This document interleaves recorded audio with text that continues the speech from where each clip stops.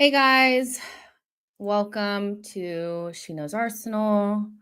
Um, random stream. I know I haven't been here for a while, but I will explain why I haven't been on here, and also we'll do like a little quick transfer kind of talk.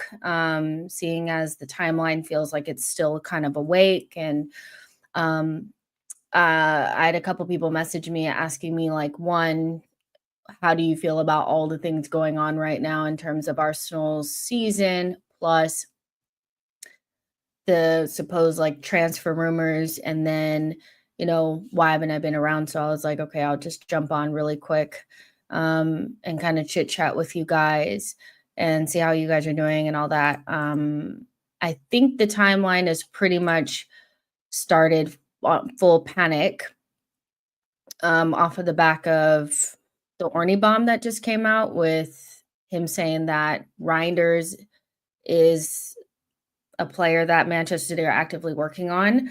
And then we also know that they're also working on Wirtz, which he's could be going Bayern, but he could be going City.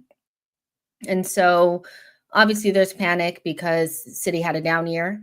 And now all of a sudden it looks like they're going to be back where they were before. They'll get Rodri back. They'll have Marmoush, who's been playing really well for them. And they'll have potentially two new midfielders that I think most of us would love to have. Obviously Wirtz is, one of the best number 10s in the world.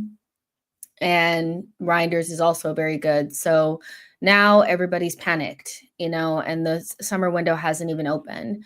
And I'll say like 110%, like I would prefer them not getting these players. Like I prefer for them to have a down year, but when clubs like Manchester City have a down year, it is imperative that you take advantage of it.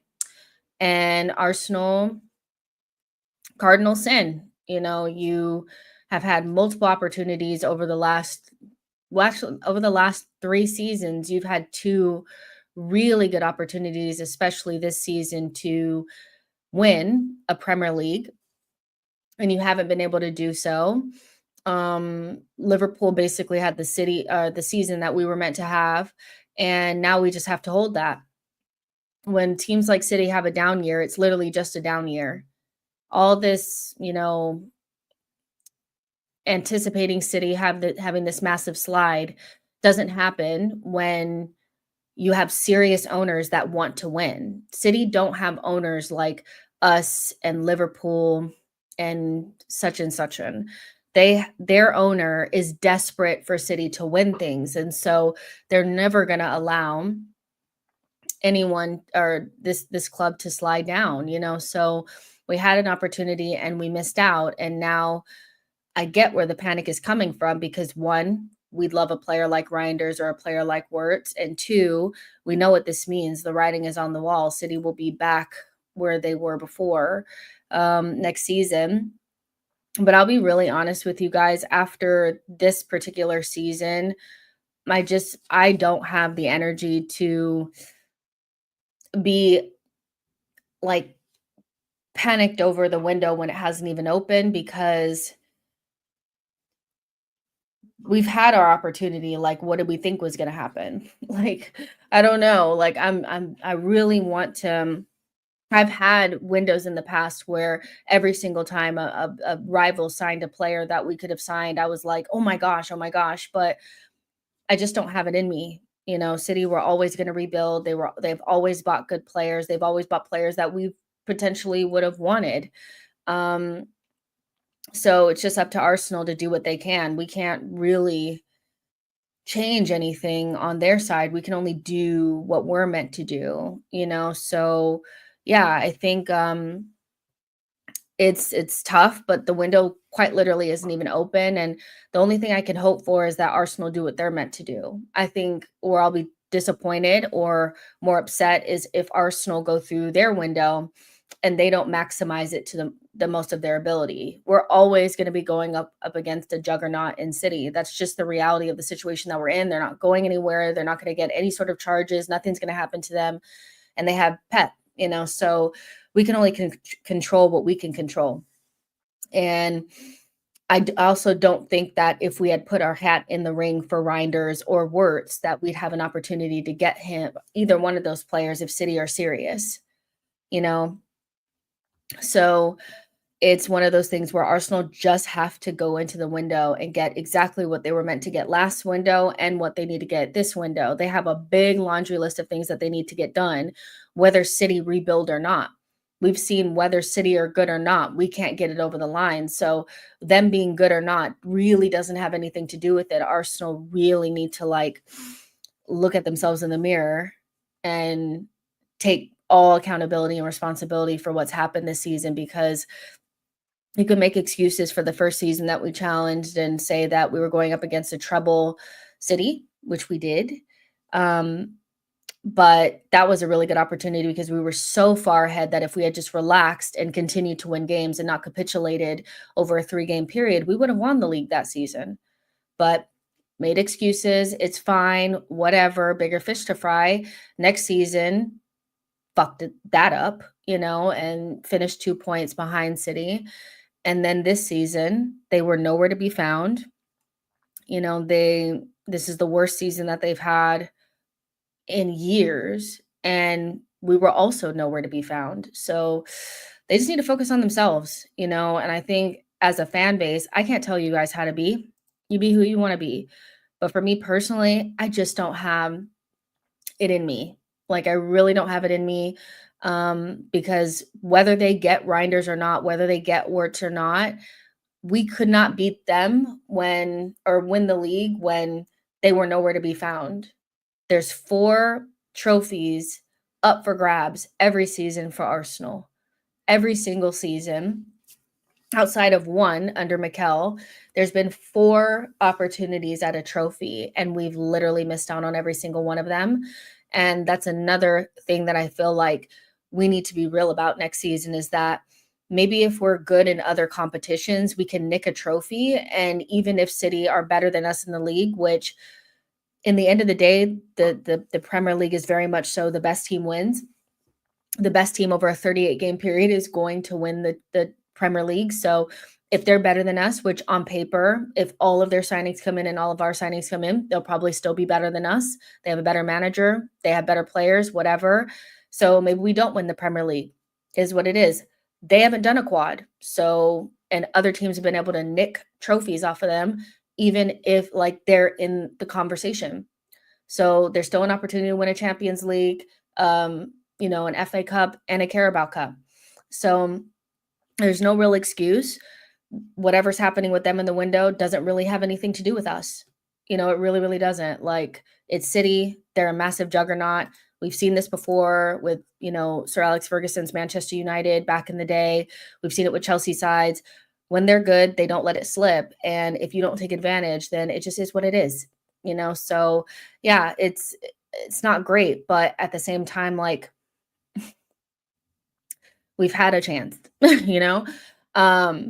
But I do want to get into some of these transfer rumors. So make sure you guys like the video, subscribe to the channel, that kind of stuff. S says, I wouldn't say an owner city they have a country. Fair enough. I know exactly what you mean by that. That they have a city, blah, blah. That's fair, or a country. I just think that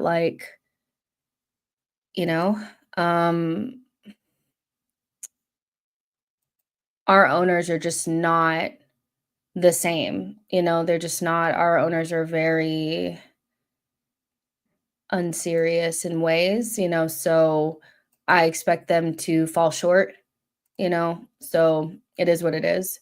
Let's see. Safarisma says, been a while, hope you're good. I am good. Just in regards to why I haven't been here. There's been multiple reasons why I haven't been here. One is work has actually picked up quite a bit. I have a new agent, and so I've been working a lot more, which is good, but it leaves me in a position where I'm like very under when it comes to like my work. Like I'm like right now I was doing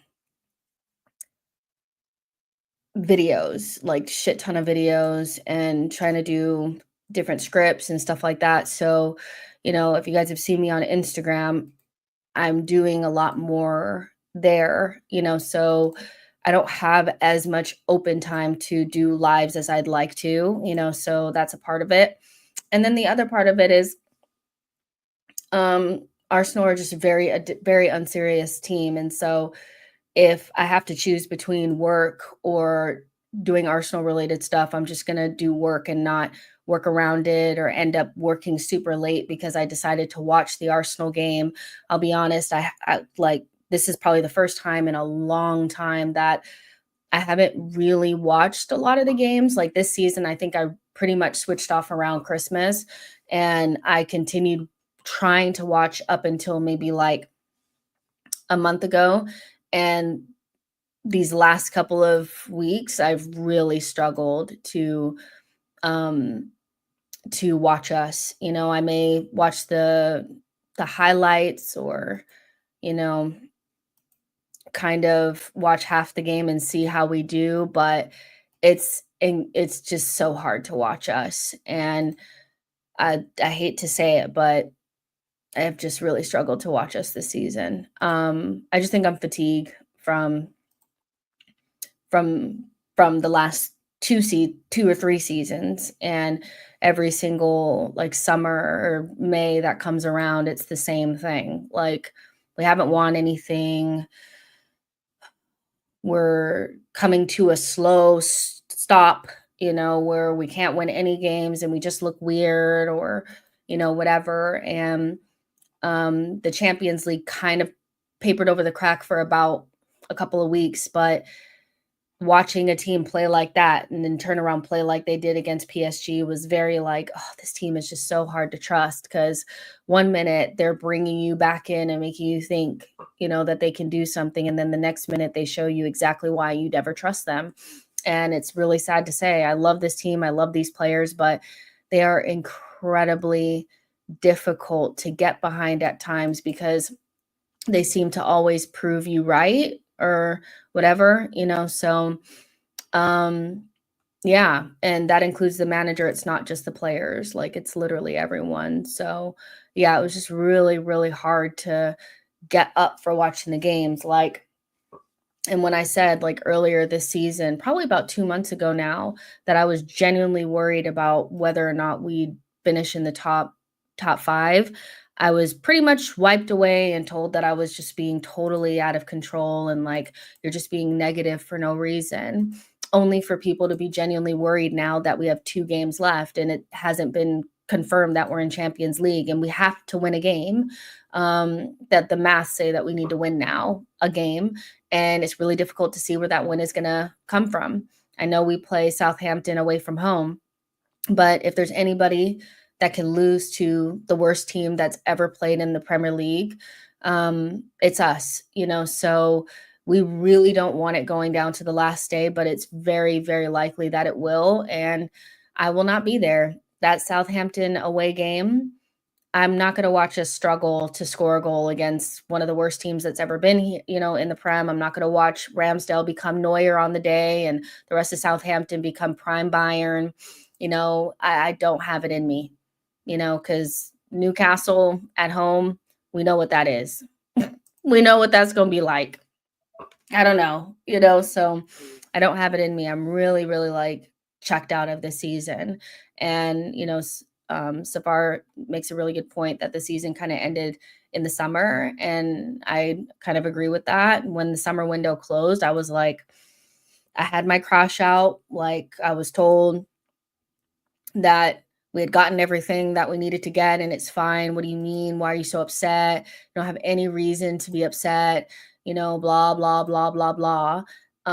We needed a left back, Jess. What do you mean? We needed this. Sterling's fine. And the only good thing that's come out of the poor form is that now people are being honest that that window was fucking atrocious. Like that window was horrendous. Like there's just no way to go around it. There's no way to manipulate it. No way that you can manipulate that window wasn't like it's handicapped us like it did. So yeah, it's tough, but Berta, we have him now, and I'm trying to get excited about the summer window and what can be done. It's going to be it's going to be a tough window because unlike last window, we can already see that big players are going to move this summer where nobody moved last summer. I think maybe because the Euros.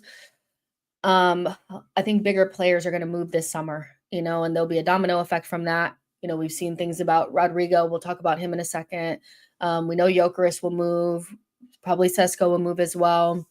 We're seeing Reinders possibly moving. Wirtz is going to move. So this is going to be a big summer where I would imagine that everybody, City, Liverpool, Arsenal, Chelsea, Villa, Newcastle, Man United, are all going to go out there and spend big. It's just a matter of who is going to get the right players to fit their system and get it going and get running, because we've seen people have big windows before and it hasn't quite worked out, but we will need to have a massive window. There's no way around it. We have to have a massive window. I saw earlier from Sky Sports that they were kind of talking about Arteta was going to have 100 million to spend, more than 100 million to spend. And I just thought, 100 million, I know that they're saying he's going to have more than that. But a lot of times when you say they're going to have more than blank, the number is kind of around there. And I just wonder if it's like 150 million that we have on hand and that everything else that he said is going to come from sales. This is where Berta is going to have to make big decisions and also tell Mikel no. I think if we have around 150 million to spend on hand, there's really no way you can go out there and put 20 something million on a backup goalkeeper. I think they have to be really careful about what kind of defender they get as well. I know that we were in for Højsund. It looks like he's going to Real Madrid, but that would have been a 50 million pound release clause. I know it didn't have to be paid up front, all of it, but 25 million of that would have had to have been paid up front right now. And so when you're talking about a window where we've already spent 50 million on Zubimendi, and then you would have spent 25 million on Højsund potentially right off the bat, and then 20 something million on a goalkeeper, that's 100 million outlay before you've even gotten to anything up front. That is 100 million of supposed budget, before you even get to the striker or the winger. So that's problematic, and I see that there's, reports out there about Berta and Arteta not being on the same page about certain things, about the goalkeeper and about it's the goalkeeper and the striker that they're not on the same page about. And I think that that's a good thing. I don't think the last thing that we need is a yes man. We don't need anybody that's going to say, yeah, Mikel, I'm going to get you the backup goalkeeper, and then I'm going to spend 50 million on a center back, and we're only going to have 50 million left on maybe one thing, So yeah, I think they're going to Arteta's going to have to bend a little bit and maybe not get some of the things that he wants further back in order for us to get what we need going forward. Because I think we can all agree, everybody in the comment section, that we desperately need at least 2 attack-minded players, a winger and a striker, and maybe even attacking midfielders. So we need to be serious, 110%, Boy says, is it enough to sell Kiwior and Zinchenko and Trossard Martinelli to get all of our targets, or do we have to humor selling Magalhaes for big cash to get targets or lose the fewest assets? Yeah, I think I get what you're saying. And, looking at the numbers, you sell Zinchenko, he's going to be like maybe 20 million. I saw that they want him maybe 30 million for Fabio. We always say we could sell about 100 million pounds worth of players, but it always ends up being less. I'm hoping that Berta can do more, but we're going to get like pennies from Nuno, pennies from Sambi probably. We can't sell Jesus. It's going to be difficult to sell Reese Nelson because he's been injured all this time. So it really is going to come down to like Zinchenko, whether or not we sell Kivior, and what we do with the Martinelli Trossard situation. I do think there's a situation there. I do not see a world where we bring in a left winger and both of them stay. Trossard in contract negotiations now, advanced contract negotiations now, per certain reports. And then you have Martinelli, who's young, and could potentially still be something depending on who you talk to. So I think Arsenal will have to, make a decision. But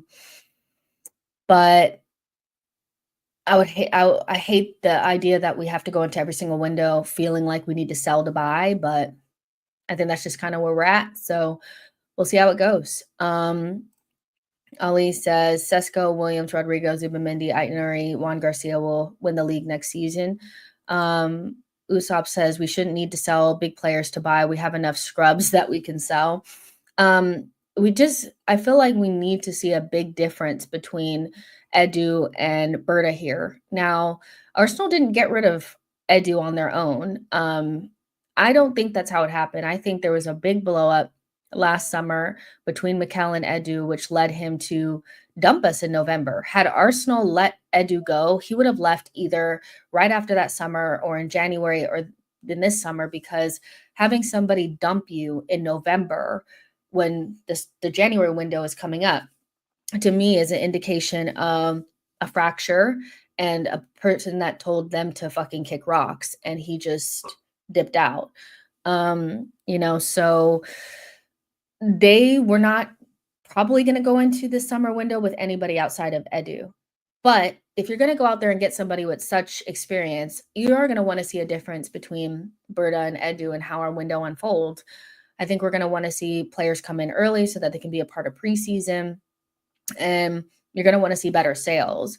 If we're in the same situation where we're going to really struggle to get at least 20 million for Zinchenko, we're going to really struggle to get rid of Fabio Vieira, going to really struggle to do certain things, then I'm going to be worried. But getting like 20 million for Zinchenko, getting maybe like, I think we should sell Kivior, by the way. I said that before. I think it still remains. He should probably be moved on. Especially if we're going to get another defender, move him on, try to get as much as you can back for him. Yeah, we're going to see whether or not we have the right sporting director or not this coming window. I think is a good opportunity for him to really put his stamp on it and not have the Arsenal fan base hate him like right off rip. John says, I disagree. We have money and I'm pretty positive about the quality of the links coming out from the club. Bulgarian says, either way, the club will have no excuses if we fumble a third transfer window in a row. Time to deliver. Brap says, I think Edu was getting less control and left. I mean, that's pretty well documented, despite there being so many people that are thinking that he just got a better job and just dipped. Like, I don't think it, because you wouldn't have dumped us in November just randomly like that. He is an invincible. He's a man of the club. When people just dump you and leave in the middle of the night, pack their shit in the middle of the night and just leave you there, it's probably because they weren't fucking happy, So I'm expecting to see a big difference between Edu and Berta. I would, that's what I'm expecting. John says, I can see Martinelli going if any first team players leave. Dr. Omizia says Gyökeres, Sesko, Eze, Rodrigo, Nico Leao, Hoyson Hato, Garcia, and maybe Santos would be a perfect window. Yeah, that's a lot of players, though. You're talking like 1, 2, 3, 4, 5, maybe 6 players. So we'll see. There's definitely, some things in there. Because we know for a fact Arsenal want to go for the striker in the left wing, and that they want to get a backup goalkeeper, and then they want to get a defender. Those 4 things, I think, for certain get done. Zubimendi's already done, so technically Arsenal would probably want to be done there. But still think another player coming in hinges on whether or not they re-sign Thomas Partey. And if they don't, they'll go out and get another player. Now, should that player be another DM? I think the fuck not. I think having Declan Rice, bringing in Zubamendi, and also having Miles Lewis-Skelly, who is already a natural, DM/CM, it makes absolutely no sense in my mind to replace like for Thomas Partey if he were to move on. If he doesn't sign a contract extension and he leaves on a free, that is the perfect opportunity if you wanted to replace a midfielder to buy an attacking midfielder or somebody that's a little bit more attack minded to balance out our midfield options. Our midfield options over the last couple of seasons have been very DM heavy. Not a lot of attack that we can rely upon, but a lot of good quality in those DM positions, whether that, is Partey and Jorginho, you have Declan, Jorginho, Partey, like there's been a lot there, but we've seen that we had Fabio and Emil, and we didn't think that was good enough, in terms of like depth options. And then they completely got rid of those. And then we basically had nothing because we basically had a 17-year-old and we're like, okay, can you save us? And like, that's not good enough. I would love for us to rebalance our midfield options. I've been screaming about this for a long time, that we just lack very simple profiles that most teams have in their midfield arsenal, if you will. But we just neglect to get those profiles because Arteta's obsessed with DMs and box crashers. DMs and box crashers, DMs and box crashers. We don't have ball carriers. We don't have a deep line playmaker really, except for Jorginho, but he's like on the way out. There's just certain things that we need. We don't have a number 10. We have Odegaard, but we know that he's kind of shifted on to being more of like an 8. So we need more profiles in there. I would be disappointed if Thomas left and we went and got Thomas Jr. Go get somebody that can add goals from midfield. I like the idea of El Khanous. I think he's a really good option, especially when you watch his comps in particular. You see how he could potentially fit in on that left-hand side. You can see it. And he's not necessarily a goal scorer, but he's a playmaker. And that's something that we lack, especially against deep blocks. He's Premier League proven. He would cost 22 million or something like that. To me, that's a no fucking brainer.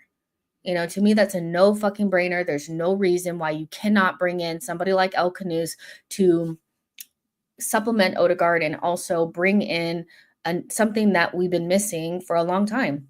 I don't see why we wouldn't do something like that and why we'd go out and get another DM. Why the fuck would you get another DM when you just got Zubamendi? Don't do that. If you're going to replace Thomas, replace that midfielder with a different profile, man. You must, you need to do something different, And Blue talking about looking forward to seeing Max Dowman. I'm seeing a little bit too much of a 15-year-old. And as excited as we will be about Max Dowman coming through, I just feel like Arsenal almost rely too much on these future wonder kid types that come out of our academy. We put a lot of stress and a lot of pressure on Miles Lewis-Skelly and Ethan, and to a certain extent it's worked, but I do think they should not be further away. I think Ethan in particular needs more somebody else to supplement for him so he can really grow into the position. I think there's a gap there, but the idea of this 15-year-old coming in scares me because Arteta gets scared when we're under pressure and then stops using these players and doesn't trust them. And I get that, but then you start to overplay the players that you have, or then we have to see a lot of Marino, or we have to see Kai in midfield. And I would just prefer that to be a player that's already ready to go. And then if we see Max Dowman and Ethan at certain points, it's fine. But, it's just too much. It's this 15-year-old. Why am I seeing him? Why am I seeing him? Like, I don't want to see him, In fact, he should just go to the under 21s and just chill for a little bit, But I think the reason why we get so attached to these younger players coming in is one, because it's our the fabric of Arsenal and we love a Highlander, but Arsenal don't buy the players in those positions and they happen to play in those positions. So then we're like, we'll put Ethan in, we'll put Ethan in, we'll put Max Dowman in there. You should have, hello? Like, no, how about Arsenal buy an El Canoes type player, or, you know, go and get a Javi Simmons type of player and just like do what you're meant to do, you know? I don't understand why that's never the option.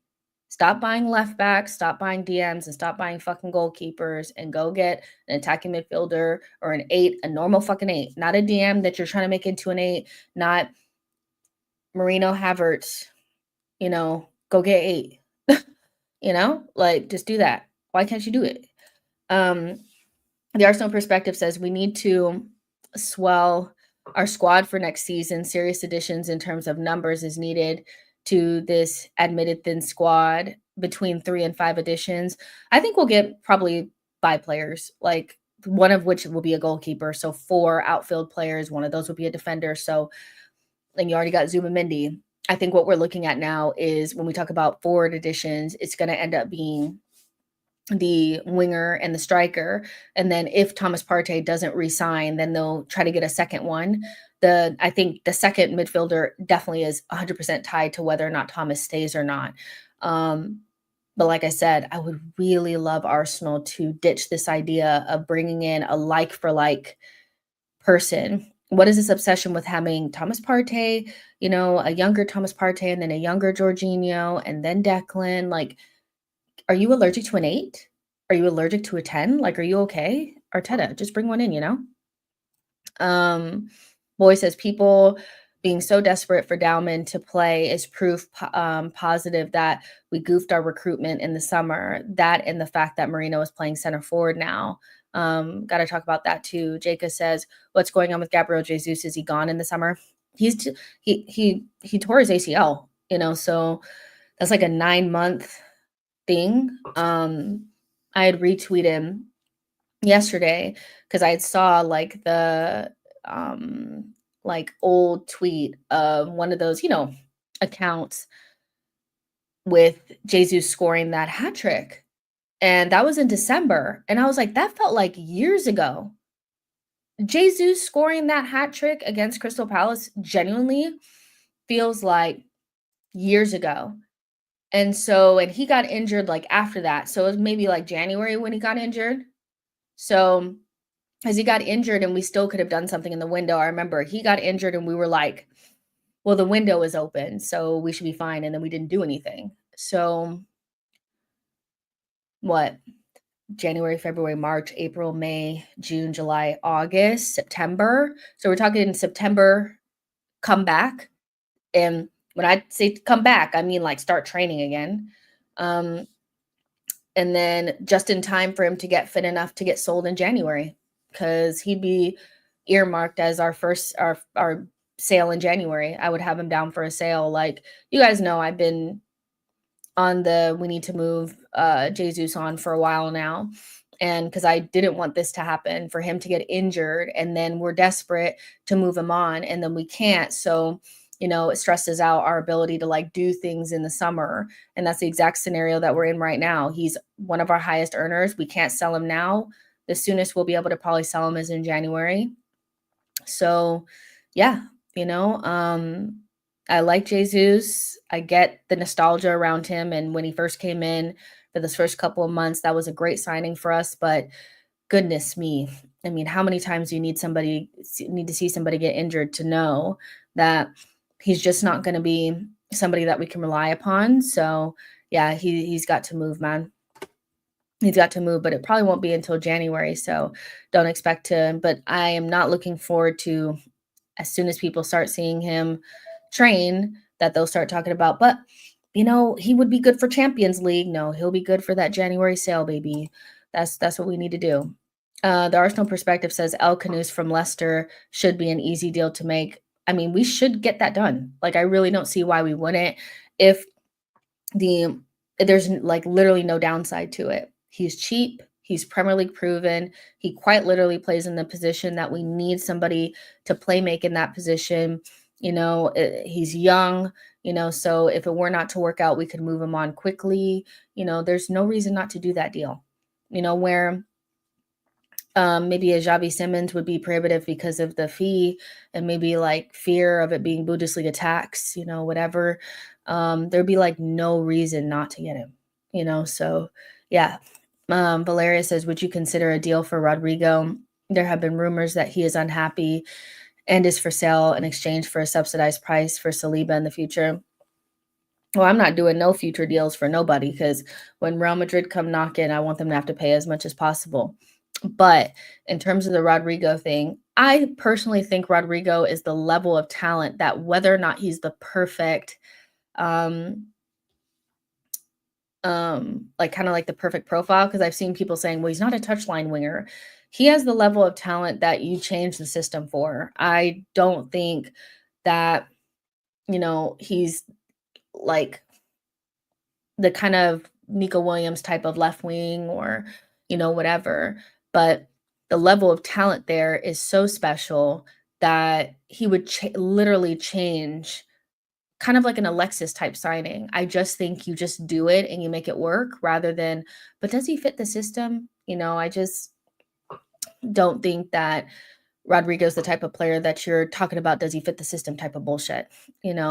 He's been in a winning side. He has loads of talent. He's creative. He can score goals. Him and Saka would be a really good wing pairing. He can also play false nine. He could probably play in the 10. I don't think there's any downside to signing Rodrigo and pushing for somebody like that. That would also make me a little bit more comfortable with getting somebody like Sesko.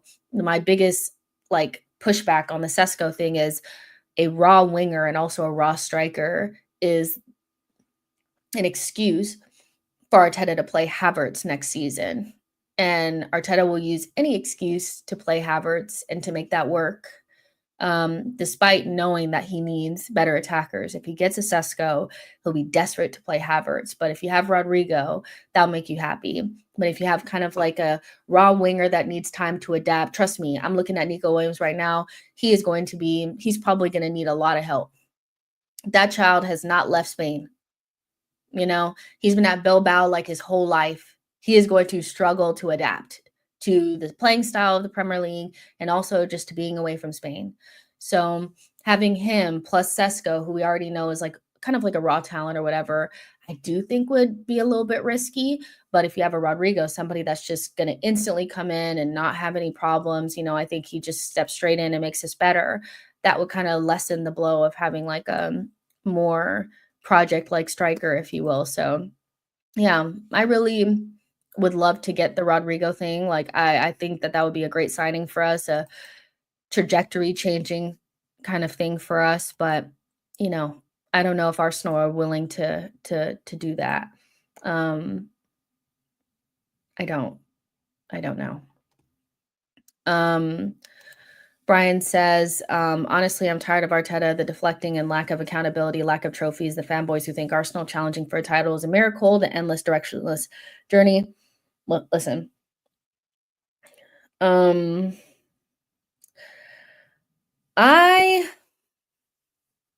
as somebody that's been Arteta out in the past and tried to be patient and whatever, I'm concerned about our ability to get over the line with this particular manager. Very concerned because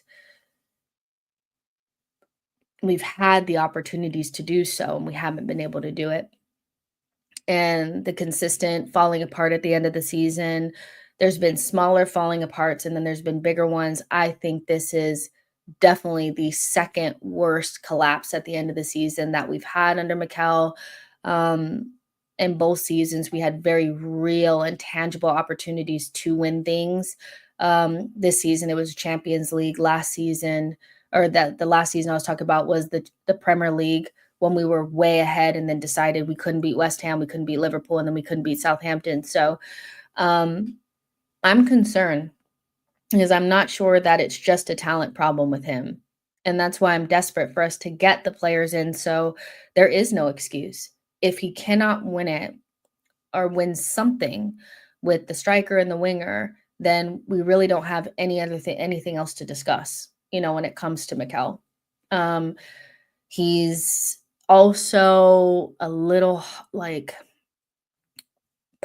a personal thing for me is he's just a little hard to get behind when he just never loses graciously. And most games that we lose, especially when we're under pressure, he just has this nasty ability to be very unlikable, and like you said, lack accountability. And I just want one time for him to sit up there in the press conference and not have something that people can clip up and talk about for days where he looks deluded and insane. We were not better than PSG over both legs. We didn't deserve to go through. Um, every time we lose, it can't be about the refs or whatever. Sometimes we're just not good enough. And this season in its entirety, we have not been good enough. We've been really poor for a while now, and we were just about holding it together, and then we collapsed. I don't know what to say about Mikel. I really don't. I don't know. I don't know. I like him kind of, but at the same time, like, I have a hard time really getting behind him because he's a little unlikable in some ways, and he doesn't play good football. He's stiff, and he puts a lot of emphasis on the data and doesn't do anything in terms of like what football is really supposed to be about, which is like you use data and all that kind of stuff, but what about just playing good football and having a bit of fun? What about letting your attackers attack? What about, scoring lots of goals and playing the Arsenal way? I get that we wanted to be more stable at the back, but we've been stripped of anything watchable for a long time. And so it's a tough one with Mikel. I think he really needs to win something, and he's been overdue. Like, he's overdrafted when it comes to needing to win things. He should have been winning something 2 seasons ago. I know people were like, this is the season. Now people are doing next season is the season. 2 seasons ago, he should have been winning something, in my opinion, because you have 4 opportunities to win something. When I said that, the way that we go out of the cups is really disappointing, and people were sitting up on their high horses doing up like, yeah, but we're going for the Premier League. I'm so sorry, but we are very unlikely to win the Premier League for quite a few reasons. So if you have a good opportunity, especially this past season, to win the Carabao Cup, you should have really tried to win that cup. I know it's just the Carabao, but we're so bad in the FA Cup all of a sudden. Win something, break the duct, But this high and mighty, we're going after the Champions League, we're going after the Premier League, but we're not really. Is so fucking annoying. It's annoying. One thing I really want us to focus on is seeming lack of respect in the cup competitions. What needs to happen from a squad perspective for us to be better in the cup competitions? Is it just the fact that our second tier team is not good enough? Or, because we weren't playing our second tier team against Man United when we went out sad at home. We weren't playing a second tier team when we played against Newcastle and went out sad, so is it just a squad thing? Like, is it a mentality thing? Like, what is it? What is that? Because there has to be a reason. And it's been under Mikel this entire time. He's never reached a final outside of his first half season. We go out sad almost every single season within like a very short period of time because, there's like a period of time where we start playing the knockouts. Not really the knockouts, but like the kind of like middle-ish rounds in the Carabao Cup and the FA Cup. And we seem to always go out around the same time in both. So what is it? What the fuck is it? Come on, why can't we win something. I get the Premier League is really tough because we're usually going up against City. I understand that, but I don't really understand what's going on in the other competitions. Um, Saida says, ultimately, if there's an objective and you constantly fail to meet it, then your job should be on the line. Arteta has only achieved this objective 1 out of 5 full seasons. Ben says, Jessica, you talk about the wage bill. Some of the contracts we put players on is scandalous. Yes. I can get into that in a sec. Boy says Arteta needs to be comfortable with rotation. If he wants to win a trophy, he always runs his best players into the ground 4 matches before a major tie. I think that's a really good point, and I feel like it's something that we've been talking about for years now with Mikel, and it's always, well, our squad is not big enough. Well, why isn't our squad big enough? Like, you've had multiple opportunities, and it's one thing that the squad are always thin, but there's usually like 3 players or so that are completely iced out until Arteta is super desperate, and then they're not in the squad, like, they're not really invested, and I can't really blame them. I can't blame them for not being invested in things that it's like, "Oh, well, he'll play anybody."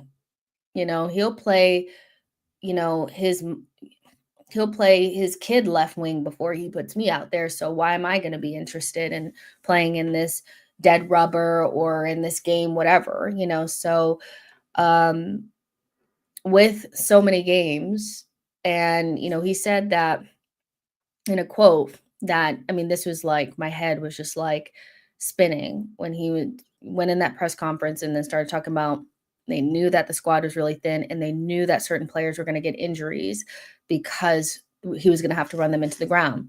And I'm like, so then why the fuck don't you use Zinchenko? I know that we've pretty much sequestered Zinchenko into the non-usable category, but surely you could have used him in midfield at some stage, before the 7-1. I'm not talking about in the biggest games of our season, but just to give so and so a rest or to be able to break down a deep blocker or two, you know. Why did you run MLS into the ground? You could have used Tierney, you could have used Zinchenko as well. It just seems to be like this thing where we actively collapse our season by not utilizing the squad to its fullest. And then there are fans that will sit there and say, well, so and so is just not good enough. They don't have to be good enough for us long term to play a cup game or to come in for 20 minutes so that so and so and so and so doesn't have to play full 90s, when we're already winning. There just needs to be way more rotation. 110%. More rotation. Chemist says winning a Carabao would have massively eased the pressure on Mikel and the squad. I think these collapses are a result of the team not having experience in making it over the line. And my whole argument for winning a Carabao Cup wasn't necessarily for Mikel. It was more for the players so that they could feel what it feels like to, like you said, get over the line and relieve that pressure of knowing that they've done it together before. They've done what they needed to do, and it's a small one, but small wins turn into big wins over time. And I think constantly failing, because that's what it has to feel like, no matter how you shake it up or how you change the narrative in your own words or whatever to we're making progress. Ultimately, these players will feel like, I think they will feel like they failed, in some regards. So winning the Carabao Cup or an FA Cup was more for the players, for them to feel what it feels like to win with each other. And a lot of them do lack experience winning trophies. Saka's never won anything in his career, and he's our main guy. So your main person that you're relying upon to be your guy hasn't won anything himself. When we won the FA Cup, he was not even really in the team for real, so it'd just be nice to do a little something, and if you can win an FA Cup with the team that we had when he first came in, then surely you can win something with this team, um, Let's see. Keto says, "Man, Jess, I rock with you, but I feel like you're tripping the same team with the same injuries and the same lack of investment. Do you genuinely believe another manager gets us a trophy this year?" Um, Manchester United have won several trophies, and we wouldn't take really any of their squad. Even with our beatdown squad right now, it's still better than what they have, and they've been able to win things over the last couple of years. Um, I just feel like we've tried to convince ourselves that the injuries and, you know, the lack of investment means that we cannot win a trophy in any capacity, not even get to a final. Even ask yourself that, like, even if you I'm not just talking about the Champions League and the Prem, I'm talking about the small domestic cups, you know? That's all I'm saying, and again, once it's over multiple seasons, because it's not just this season in particular.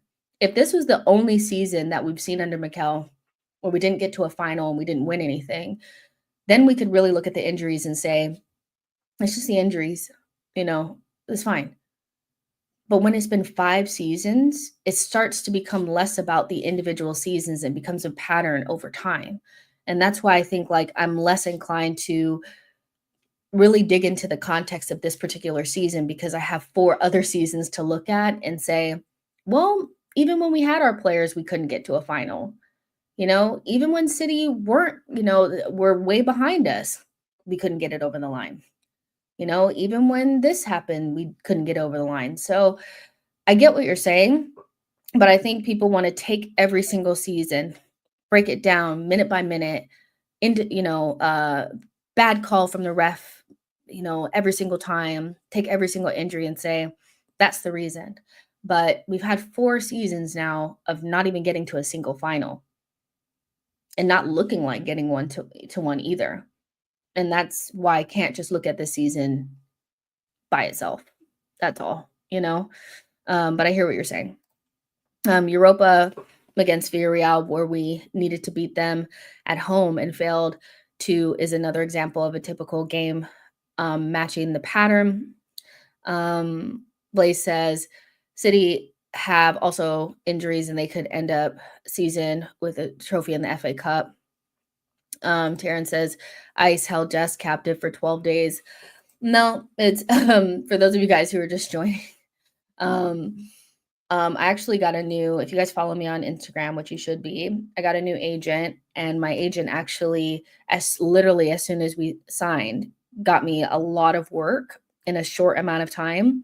And so, at that period of time, like when I was getting work before, I would like move my work around and stay up really late so I could make sure that I'm watching Arsenal and being obsessed with Arsenal and putting my work kind of like second, and like I was getting it done. But honestly, this season has made it really easy to get my work done and like really focus on that and focus on the other content that I make because I was having a really hard time even just stomaching a 90.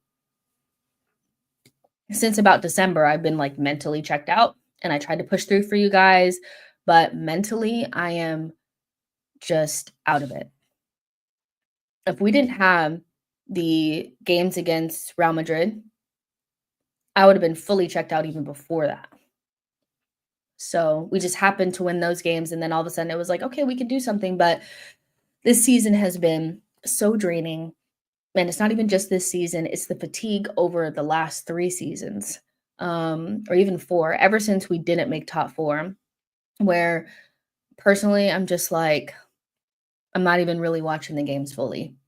Watch the highlights, maybe watch the first 20 minutes to see how we're playing, but it's the same story. I was in Vegas with my family and we went to Topgolf and we had them put the Crystal Palace game on the screen for us to watch. And I was like, I'm in this nice sunny Topgolf with my family and I'm fucking watching Arsenal shit the bed against Crystal Palace. What the fuck am I watching this for? And I'm not a fair weather fan, but there's only so much bullshit you can fucking take. And I can understand more if this was a singular season, but every season we collapse right at the end and it's really poor. When I told you guys weeks ago that I was concerned about us making top 5. You guys rubbished me. You said, "No, Jess, you're just being dramatic." It's still not it's still not we're not qualified. It's still not set in stone. We have to win a game. We still have to win a game. And I was like, "Oh, well, we play Southampton on the last game of the season. Do you actually trust this team to go away from home against Southampton, a team that we consistently fuck up against and win away from home under pressure? If all the games are going on at the same time, there's no Marino, there's no Trossard, we're kind of ran through, all the games are going on at the same time, and we desperately need a win, and all of a sudden Southampton become Bayern overnight, and Ramsdale decides that it's his fucking cup final and he starts playing like Neuer. You think I'm going to be sitting there watching that game? Hell no. Hell no. They do not have any more games from me. They are overdraft. They are overdrafted. And now I'm like, I don't know what game it was in particular, but there was a game where I just said, I cannot watch them. They're so shit, and it's just, I hate thinking about them like that because I love this team, but it's the constant having all these fucking chances, not scoring, and then them running down and scoring on the first time that they get a, I'll see you guys next year. Fuck, Marco says might have been the West Ham game. That was definitely one of them. Josh says I'm skipping the Newcastle game for sure. I need my sanity. They're so hard to watch. And I genuinely have not been disinterested in Arsenal since the 2 years leading up to Arsenal's sacking. That was the last time that I wasn't watching games in their entirety. Ever since then, I've watched every single game, minute 1 to minute 90, no matter what was happening, unless I just could not. But during those last 2 years, I was like, I can't do it. It's too dark. It's too dark. It's getting dark. It's getting dark. It's dark. It's getting dark. And you know what? The game against Liverpool, the only reason why I watched the beginning of that game was because I was at my parents' hanging out with my mom for Mother's Day, and she wanted to watch it. And I said, I'll watch it as long as we're not collapsing. And we started collapsing right away. And I think I did turn it off after the second goal. I was like, I can't do it. If you know what, also too, them, because everybody, I actually saw people online saying the second half was exciting and we played well. I didn't see it. But the fact that they could play so poorly in the first half and have zero standards and then turn around and be so much better in the second half, I get it. It's like, well, I'm so happy that the lads turned it around, but you didn't win. You still need a win to qualify for Champions League. You bent over in the first 20 minutes and were just had zero standards. Why couldn't you just play like that from the beginning? Why? Why couldn't you just play like that from the beginning? I don't understand what's going on with y'all. And at any given time, we have maybe 1 or 2 players that are playing out of their skin, but the other 8 are just kind of sleepwalking. And it's just I can't. And you know what? I do feel bad for some of the players because I do think some of the players have been let down by the board and other players that just have not been engaged whatsoever for whatever reason. And they don't deserve to be in this situation, but they are. And it just is what it is. The season has been a nightmare, a long nightmare. I was like, I can't. And I love this team. Don't get me wrong. I don't hate the team. I love them to death, but I need to put me first, Lucius. I need to think about me and my sanity. I was losing my fucking mind. The Arsenal perspective says, I've seen the reverse of the LFC performance with many of our draws this season. Decent start, and then the capitulation at the end. Let's see. Blaze says, Jess, we owe you an apology because you said even before or after the Spurs away game that you could see you could end the season trophyless again. You were right. I don't think it's that big of like a prediction that will be trophyless. I think people that were saying that they felt like we could win something, it was coming from a more of a hopeful place. If you watched this from the very beginning of the season, I do not think that you could have really believed deep down in your gut, in your heart for real, that we were going to win something. Because teams that win things, they look like they're going to win things, at least when they're in that competition, so, and the only time I felt like we could possibly win something was those 2 Real Madrid games. Those are probably the only 2 times that I felt like Arsenal could win something this season. I still felt like it was a small chance, but the rest of the time, child, I was like, the fuck y'all watching? Because I'm watching the craziest shit right now. Like, I am watching a team that looks dead, and I've seen us play poorly and I've seen us look off, but we've been like poor. And yeah. Shamara says, to be fair, the club said the season is over when they decided not to get anyone in January. I've been to Kazum, mind you, when you go to Kazum to watch Arsenal play, most of the time you're going to be there either at 6 o'clock in the morning or 9 because our games are so fucking early. 6, 7, 9, whatever.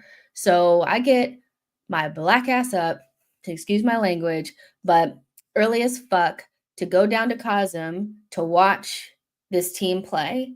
And I've been 3 times and I haven't seen a win. I haven't seen a win. Not one time. I watched the Aston Villa game there. I watched the Fulham game there. And I watched another game there where we did not win. And I was like, is it Kazum? Maybe should I stop going there? Shit, because hello? Like, why can't we win a damn game? This is insane right now. I'm still doing overall football content, yes. I just did a campaign for Club World Cup, which I am excited about because we are not in it. So it could just be, just neutral. And we also don't have to worry about any of our players getting injured. Because I also don't think we're linked to anyone that's in the Club World Cup either. So no Leipzig, no Sporting, no Espanyol, their asses aren't in it. I'm trying to think. No Ajax. Yeah, most of the team, like, we don't even have players that we're linked to that are going to be in that tournament. So as of now, the good thing about that is that we don't have to worry about injuries. We don't have to worry about the injuries. We don't have to worry about our players. You know what I mean? So, yeah, I think I'm excited about that. I did some NWSL stuff. So, and then I still do semi-daily content about football culture and things like that. So, yeah. Under Arteta's reign, we've only ended the season once, which was last season. And even then, we didn't win anything. Why are we always crumbling? Ask Mikel. This is why I'm concerned, because not finishing strong can't just be because you don't have a striker. Do you see what I'm saying? Like, not finishing strong at the end of a season and always crumbling, because the kind of teams that we lose to as well, it's not like we can't beat them even without a striker. We're talking about not being able to beat Villa. We're talking about not being able to beat West Ham. We're talking about not being able to beat Brighton. We're not able to beat Brentford. We're not able to beat Bournemouth. We're not able to beat anyone, so that cannot be just because you don't have a striker. That has to be something more deep-rooted. I know Gabriel's a huge miss, but you still, for most of those games, had Timber, Saliba, Kivior, and Miles Lewis-Skelly. One person missing at the back cannot collapse everything. You've also had Odegaard, Rice, and Partey, your first choice midfield. And for a lot of these games towards the end, you've had Saka. You've also had Martinelli. You've also had Trossard. As many injuries as we've had, I do not see a reason why we couldn't have won one fucking game against any of those teams. Why, once we start getting to the end of the season, Do we just start to lose our standards? What is that? That cannot be just not having a striker. But I'm not here to psychoanalyze these people because I need to psychoanalyze myself. I need therapy. They've put me into therapy. They're getting a fucking bill. Duddy Biggs, thank you so much for your super chat, says just the sexuals will not put any failure on him and they will say Berta did not get him the players he wanted. I'm certain no Big Six would have a 5-year trophyless manager. Be excited, guys. He definitely would have been sacked anywhere else. And Conrad says Arteta's the problem. The style of play is dry and slow. Hasn't rotated properly in the last 3 years and wasted money on left backs, eights, and goalkeepers. And, you know, the fans are what they are. You know, I think the fans, either they have lower standards because we were so dog shit for so long that they're just happy to be in the conversation, or they're too young to remember what good Arsenal teams are like. So they take kind of like the crumbs that Arteta gives them, or they just become apathetic. And I think that combination means that the fans will never come together to like try to make real change and force things. And I also think people are traumatized from what happened with Wenger. I do think people are traumatized from how he was, you know, shoved out, and, you know, our greatest ever manager has barely comes to games, you know, because the hurt is real, you know. So those are just reasons, you know, they're not excuses, but they're just reasons why I think it'll always be difficult for us to come together and say, this is not good enough. You know, it's always going to be some other shit, you know. On the style of play, though, that must change next season. It cannot stay the same. This season has been okay, Herbert Chapman, sorry. I'm sorry, Terrence Tibbs. My bad. You're right. But I think the style of play is something that at the very least needs to change. Every time somebody looks at like a Gyökeres and they're like, yeah, but we'll have to change our style of play to suit him. Good. I want that. I don't want to play this way anymore. I'm not saying I want to not be defensively solid anymore, you know. Oh no. Oh, okay. I saw something scary about Awani. He was placed into an induced coma and is receiving intensive care following his urgent surgery, but he's okay. That's what they're saying. But the style of play has to change. Are we really going to play this way, Mikel? Is this really the football that you promised? You know, you said you wanted to have the ball, you wanted to attack. You know, come on, man. That's what you said. And now we're playing. Arsenal this season have been synonymous with anti-football. And since I've been an Arsenal fan, we have never been accused of playing terrible shit football. And I know that that's not the only thing that matters. Winning matters. But when you're not winning and you're playing like seriously some of the worst football in the league, but something's got to give. I mean, at the very least, if we were at least like allowing our attackers to have fun, maybe they'd score more. I just think this idea that we have to suffer so much and die for it, and die for the one rank ass goal that we get, and suffer and defend for our lives. And, you know, if we go down a man, that means we have to be locked into our box, back against the wall. Rest. Can we not have 90 minutes of football that doesn't make my eyes hurt? You know, where we have more than one chance in the game once, you know, because I just feel like the better football that we play under Mikel, the closer we are to where we want to be. I didn't think our style of play was a problem when we were scoring goals and playing free flowing. I thought we just needed a couple of pieces. Now we need those pieces and more pieces and a changed style of play. This is not this style of play is not going to make us win. I don't even think if you put a striker in it, that means that we win the league. I don't see it that simply. We need to create more chances. We need to be more dominant, and we need to not play so conservatively and risk adverse, you know? Here to there says draws playing not to lose, don't win leagues. Exactly. I feel like any good team, they may play variations of good football, meaning attacking football. And some teams are really flexible and can kind of have many different faces. Like to me, Inter is a many different faces team. They can get defensive and they can also be free flowing. But for the most part, they score loads of goals, they create lots of chances, and they put their attackers in good positions to do what they do best. You don't see their attackers are not struggling. You know, they're not, you know, just struggling for that one chance. They have multiple chances and they look like they're playing a style that suits them. Um, you saw two very conflicting styles with the Inter and Barcelona games, and to me, those are the best Champions League matches that I've seen in a long time. Um, but where Barcelona were very much like individual flair and attacking football high line, Inter were very kind of industrious, but never to the state where we are industrious. When we talk about being industrious, that means we are going without any food, any water. We are back there fighting for our lives.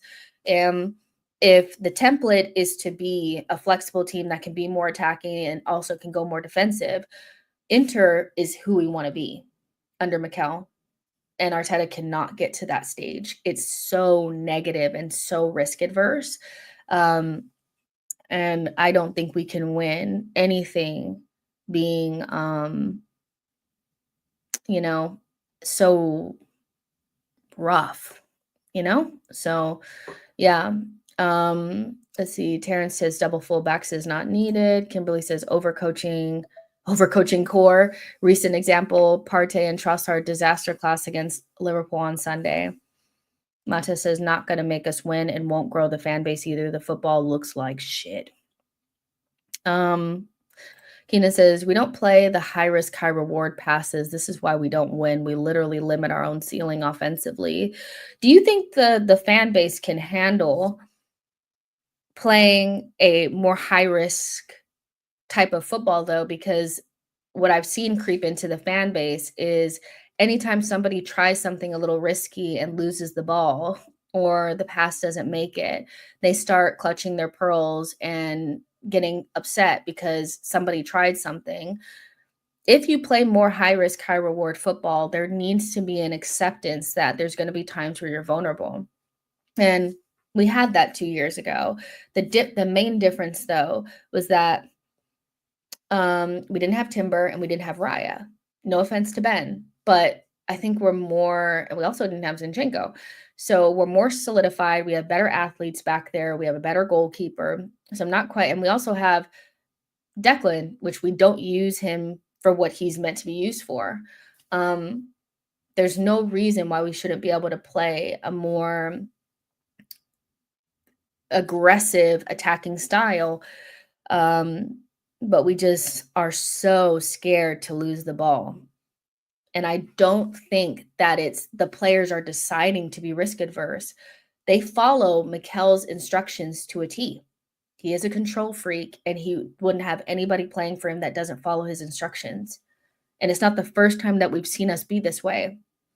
We've seen us be this way under Mikel pre the 2022-2023 season, where we asked why we never hit Aubameyang into space. Why are we passing it sideways and backwards? Why don't we create a lot of chances?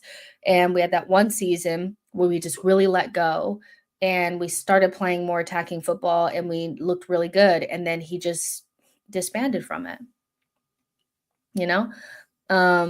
Arsenal Perspective says, so do you agree with Schmeichel that Arteta is a control freak? I don't know why sometimes when we hear, like sometimes it's right message, wrong messenger. I feel like you don't want to hear anything from somebody that is on those channels that's not an Arsenal fan. Even if they are an Arsenal fan, our fans have no room for honesty, even if it comes from somebody that you don't like. I don't agree with everything that's said about Arsenal. I think sometimes it's over the top and sometimes it's like narratives that have been built up online that don't really have much substance to it. But the control freak comment and the Neville comment about us going backwards that Arteta actually said as well. I didn't understand why Arsenal fans were getting so upset because I'm like, it's true. We have gone backwards this season. We're worse than we were last season. The stats say so, the goals say so, the points say so, the amount of wins say so, the eye test says so. We are not as good as we were last season. Like, we have gone backwards, and Arteta is a control freak. What's the problem? Like, I'm not saying that saying he's a control freak also does not mean he's a terrible manager, by the way. But criticism of the manager always gets misconstrued into, so you hate him? So you want him dead? Oh, so you want to pull his hair out? Like, no, I don't hate Mikel. Like, no, I don't.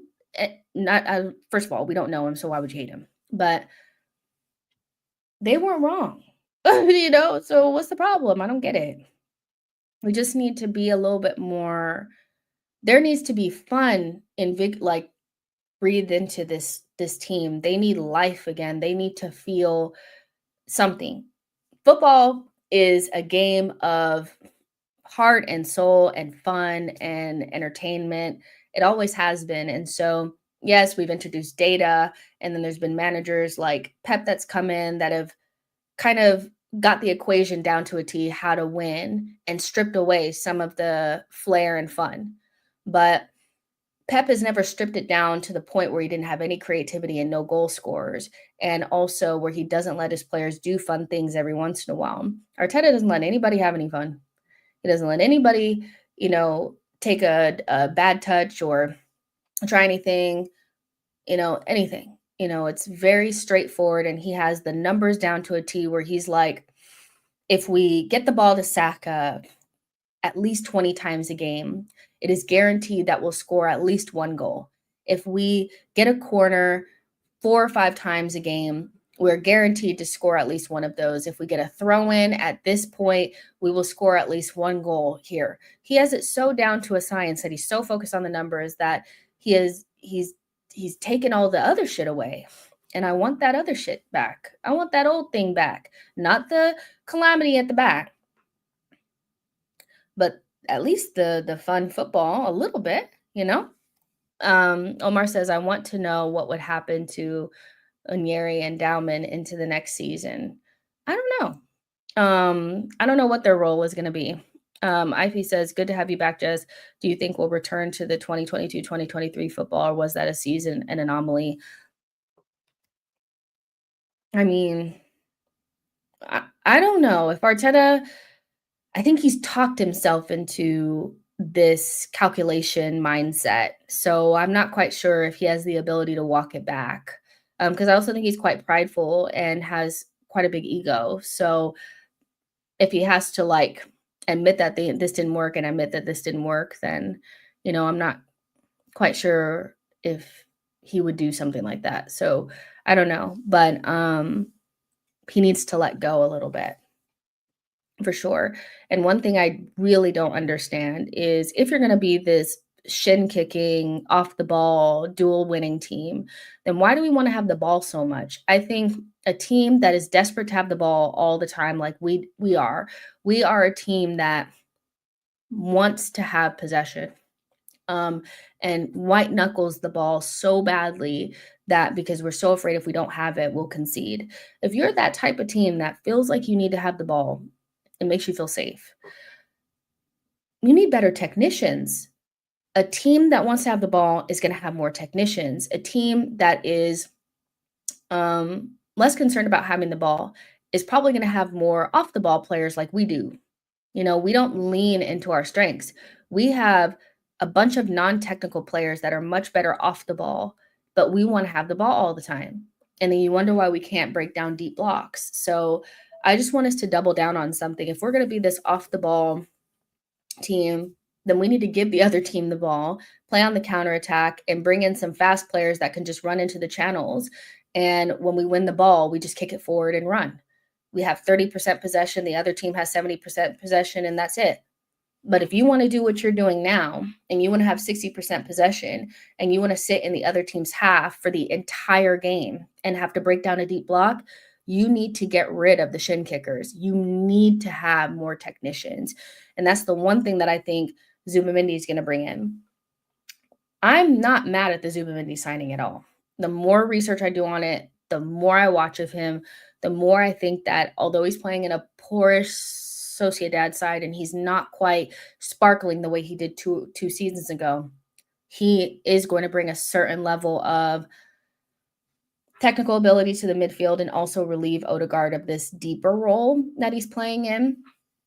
And we'll have three midfielders maybe doing their jobs. It's going to change things a little bit. It's not all we need, but it's very apparent that we need more technical players in our team. We do. We really, really, really need more technical players in this team. Even much so, if we get any sort of defender, especially if it's a left back, I'd prefer it to be somebody more like Ait-Nouri instead of somebody like Hato. We don't need another Hato. We don't. We have that. Miles Lewis-Skelly is more technical than a Hato would be, but we have players that are more like the shutdown defensive player that are more center backy. I don't want that. If you are going to bring in another left back, can they please be different than what the fuck we got already? Bring in a technical player to play on the left, especially because our left back spends a million, like they spend all their time on the ball. Our attacks come from our left back. We're always inverting on that side. Bring in somebody that's comfortable in midfield.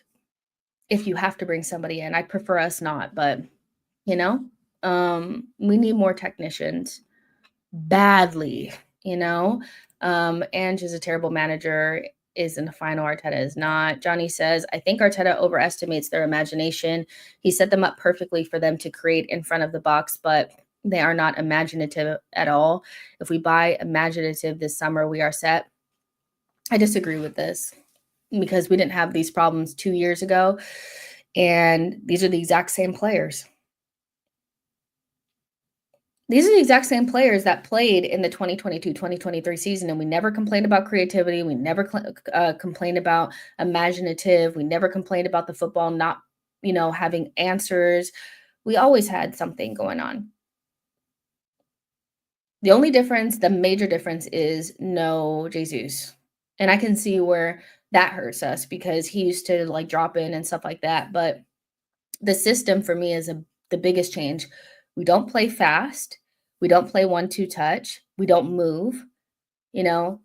We set ourselves up in a way where all you have to do is just make sure that you can limit our access to central spaces and there's no answers. And if that's what you mean by, he sets them up perfectly, I don't think he sets us up perfectly. I don't. I actually very much so disagree with the idea that he sets us up perfectly. I think that if he wants to play this way, then he needs to get more technicians in. He must, he needs to get more technicians in so that we can break down the deep block, but sets us up perfectly feels, I think that would be a hard, pill to swallow to agree with that he has set us up perfectly. He's using all of his players to the best of their abilities. He is platforming them in a way that makes their strengths stronger and limits the amount of times that we see their flaws. I don't feel like he's doing that. But fairs, I get what you're saying, kind of. I don't think it was his fault that we didn't go through against PSG necessarily because we created enough chances and we didn't put it in the back of the net. But in the Prem, for sure, I do not see him setting us up properly at all. I don't think anybody is playing to their strengths or playing in ways that suit them. Martinelli rarely gets central. Saka is another player that, he is so good that he can I want to see Saka with a different type of manager because he has to do it Southgate and Arteta, or he's had to deal with Southgate and Arteta. But Saka is a player that looks good no matter what, but I'd love to see him in a freer role. Rice in this left 8 to me still isn't the best of his ability, setting him up for success, but fair enough, So yeah. Let's see. David says propaganda can be used both ways for good and bad. Wouldn't surprise me if Man United owners made themselves look bad. In this case, only make Amorim look good when he bought staff members tickets. You mean that they put that out there that he bought the tickets for the staff to make him look better because he's under pressure? Is that what you mean? Because I think I kind of heard about that. So yeah, Boy says, think we have a higher ceiling moving MLS to DM. Him, Zubamendi, Rice rotating in the midfield with each other through the season will reduce so much of the load on the players. What do you think the odds are of MLS playing in midfield next season? Like at all? I wonder because we always think that there's going to be this certain trajectory for players, and then he's like, "No, you're a left back now." So, like case in point, Zinchenko has been pretty much basically not been an option in midfield at all for Mikel in his tenure until we had literally nothing else at all. But I don't think any other manager would have utilized the squad that way, so I'm not sure if I really believe he's going to play him in midfield next season. Arteta has a very clear idea of what his midfielders look like, so we'll see. But I think any other manager would use MLS in midfield. I think they would have used Zinchenko in midfield. I think they would have played Martinelli at center forward as well and tried him there. So we know how Arteta is. This is coming from SAMC reports. I don't know how reliable he is, but Rodrigo is viewed as a potential market opportunity. Discussions are ongoing regarding the possibility. Interest in Gyökeres is genuine, but any deal is expected to be complex and drawn out, and the club maintains strong interest in Antoine Semenyo. Lord. Y'all know I don't want Semenyo at the club, so I don't think he's anywhere near the level that we need. I think teams that are kind of right around the European spots would love somebody like Semenyo, but I feel like any club that's trying to win the league would not bring him in, not with the options that are available on the market. I know there's not a lot of them, but that just feels so low for us in terms of trying to get us over the line. Like when Arteta first came in, I would be like, yeah, Semenyo, yeah. But now, nah, it's a no for me. No. Shamara says that would be very underwhelming. Here to there says, why is Gyökeres complex? He has a manageable release clause. I'll be honest, I feel like the reason why it's gonna take us a long time to potentially get the striker done is because they don't agree on who they want. Arteta's obsessed with Isak, and I think they will fake try to get him. So that'll take the beginning part of the window will be all this bullshit about Isak. And then they will fight for longer around Sesko or Gyökeres because they can't agree. Arteta doesn't want Gyökeres. That's what the reports are saying. He would prefer Isak and then Sesko, but Berto would go get Gyökeres. I think Berta probably doesn't understand this way that Arteta obsesses over the perfect player. At Atletico Madrid, they shoot big and fail fast. And I feel like that's a better way to go about things. I think it's better to make a decision and then see if it works. And then if it doesn't, recalibrate and go in a different direction or try again. But Arsenal tend to hem and haw over what player they want. Then when they finally identify the player, it's been 2 years, and then they may get them, or the time has passed. And then if they don't get them, then they don't get anybody. And that's never how Atletico has worked. They have bought like 1 million strikers in a 10-year period. they never don't have strikers. Like, they're always buying them.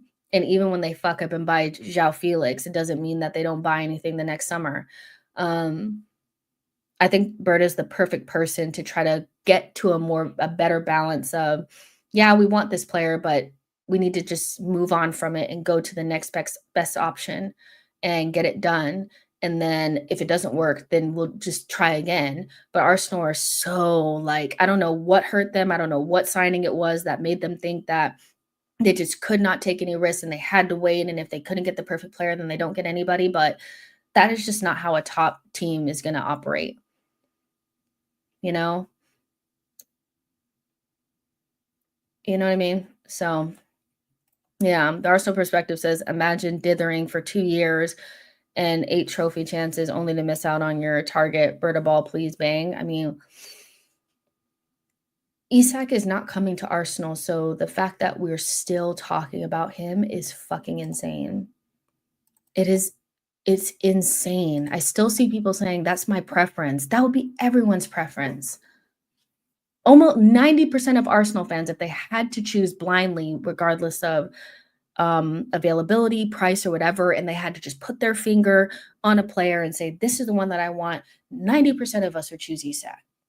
But he's not going to be available. I just don't see a world where, one, Newcastle would want to part with him, whether they make it in Champions League or not. And two, that we're going to have the 150 million pounds available to us to bring him in.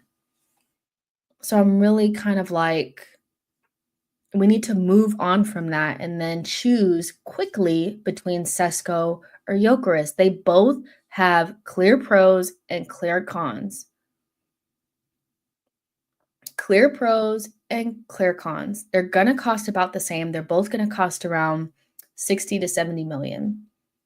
One is more raw and inexperienced, but 100% has a higher ceiling than Gyökeres. Sesko has the kind of potential to be top, number 1, number 9, top 2 number 9s within the next 2-3 years. It's there.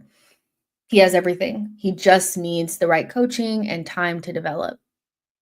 Then you have Gyökeres, that's more of an older option that you are going to have to modify your system a little bit to get the best out of him. He's not perfect. He's not the best at heading. He plays in an inferior league, so we're not quite sure how it's going to translate. But even if you have the amount of goals that he's gotten in Portugal, we would be shitting in high cotton. We would have a 20 goal per season striker, even if he only bags half of the amount of goals that he's been bagging in Portugal. You have, a true number 9 with experience coming in, with Champions League experience as well, not just experience, but Champions League experience. So, they both have pros and cons. Just fucking choose already. Just choose. Make a decision. Just make the decision and get it over with. Stop hemming and hawing. Stop, well, let's just wait and see if Isak is going to be available. I'll tell you one thing for sure, he won't be available for us. Even if he does become available, he won't be available for us. Anybody realize that they fucking hate us? Like, Newcastle hate us down. Like, they're no... I can't. Boy says people still talking about Isak are weird, very. I feel like they feel like they have better ball knowledge than everybody because they're like, no, I just want Isak. I just want Isak. It's like everybody would prefer Isak, but it's about who's actually available. The fuck? I'd prefer $1 million, but that doesn't mean it's going to end up in my account. Like, you know what I mean? So just choose someone. Just choose. Shamaria says Arteta needs to get used to not getting what he wants. Be prepared to work with Gyökeres. John says Gyökeres is the man Sesko has been playing hard to get for some time now. Also, I'd love to know in the chat what you guys think about who you'd rather choose between Sesko and Gyökeres. It's an ongoing debate online, and I think there's good pros and cons and debate about both. But I also feel like Merino and Havertz aren't really the same type of player. but both of them have been able to score a decent amount of goals for Arsenal out of position playing number 9. So my feeling is that kind of no matter who goes up there, we're going to score more goals. Like, do you see what I'm saying? So I don't know if we need to be um so like scared that it's going to be the wrong person. We just need a number 9 badly, you know? Um Let's see. O'Malley says, I don't care either one. I just want a better left wing. I know Islington better than you. You guys are talking to each other, I think. Devel says Gyökeres only because with Sesko fans have excuses of him being a project striker. Seda says a couple of years ago, fans barely cared about strikers' overall game.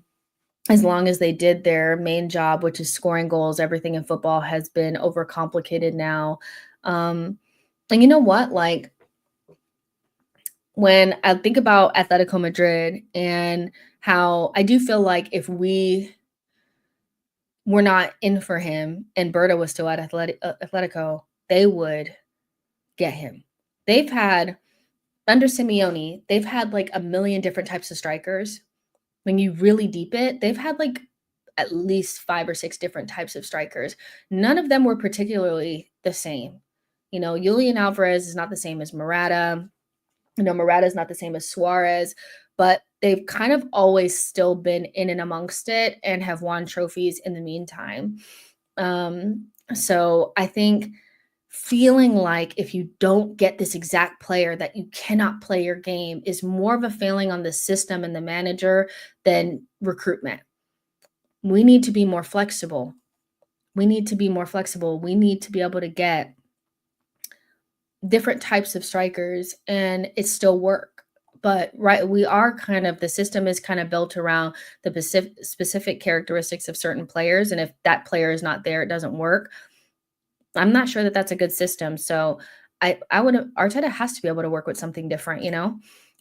Being an Arsenal fan and a Lakers fan is so painful. Both squads have arrogant and stubborn guys running the show.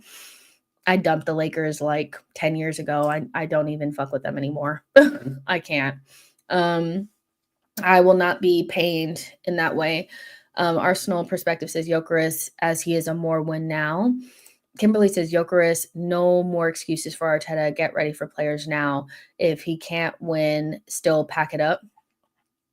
And you know what? Like, I have no idea what you guys are talking about. Y'all are, I don't know what Terrence Tibbs and so are talking about, but is this like are you guys okay? Like, what's going on? Gyökeres 100, then bring in Rodrigo because he is now like a market opportunity, just like Krava. Listen, and we're not City, but so I'm prefacing this by we're not City, but just for the sake of argument, City, when they first were looking for a striker, they went for Harry Kane first, and they couldn't get him from Spurs, and then they ended up spending the 100 million Grealish, and then like the next summer they went and got Haaland. And when I tell you there is nothing really similar between Kane and Haaland besides they score goals, they couldn't be any different. Kane is probably the perfect option for a striker because outside of like not being good on transition, he's a good playmaker. He's a great striker of the ball. He scores a shit ton of goals. He's reliable. He's just a good strike. Like he's great, you know? And then you have Haaland, who's a little bit more of a transition threat. He's not really that great on the ball. You know, he's not great in build up or hold up or anything, but the guy bags goals. City didn't decide not to go get a striker because they couldn't find somebody the exact same as Kane or they couldn't get Kane. They just went and got the next good guy.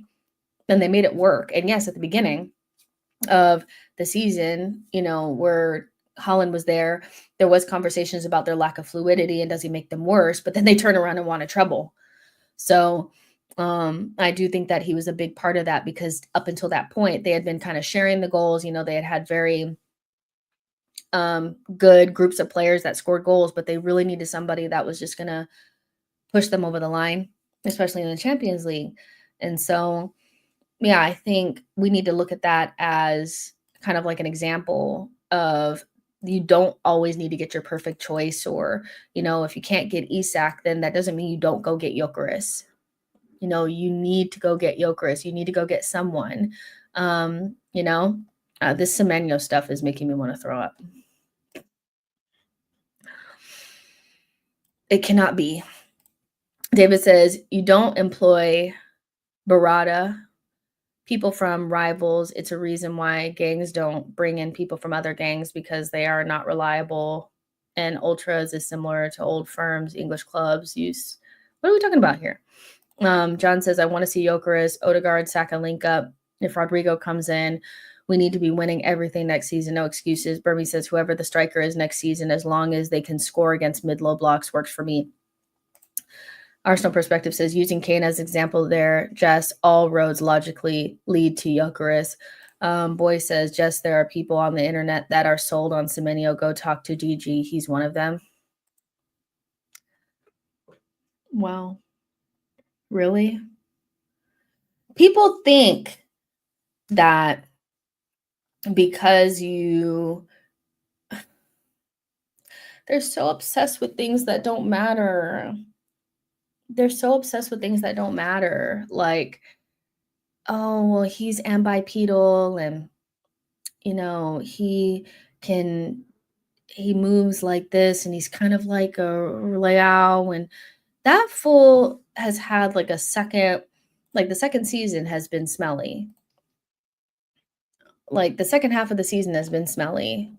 Like he was, as long as Bournemouth were playing good, he was kind of playing good. And then now he's kind of fallen off a little bit. Like he's just not the level, like, because also when people were saying we should be getting him, a lot of them admitted that they didn't see him as a starter. And I was like, if you don't see him as a starter and you don't think he can knock Nelly off of his pedestal, then there's no reason to bring this guy in.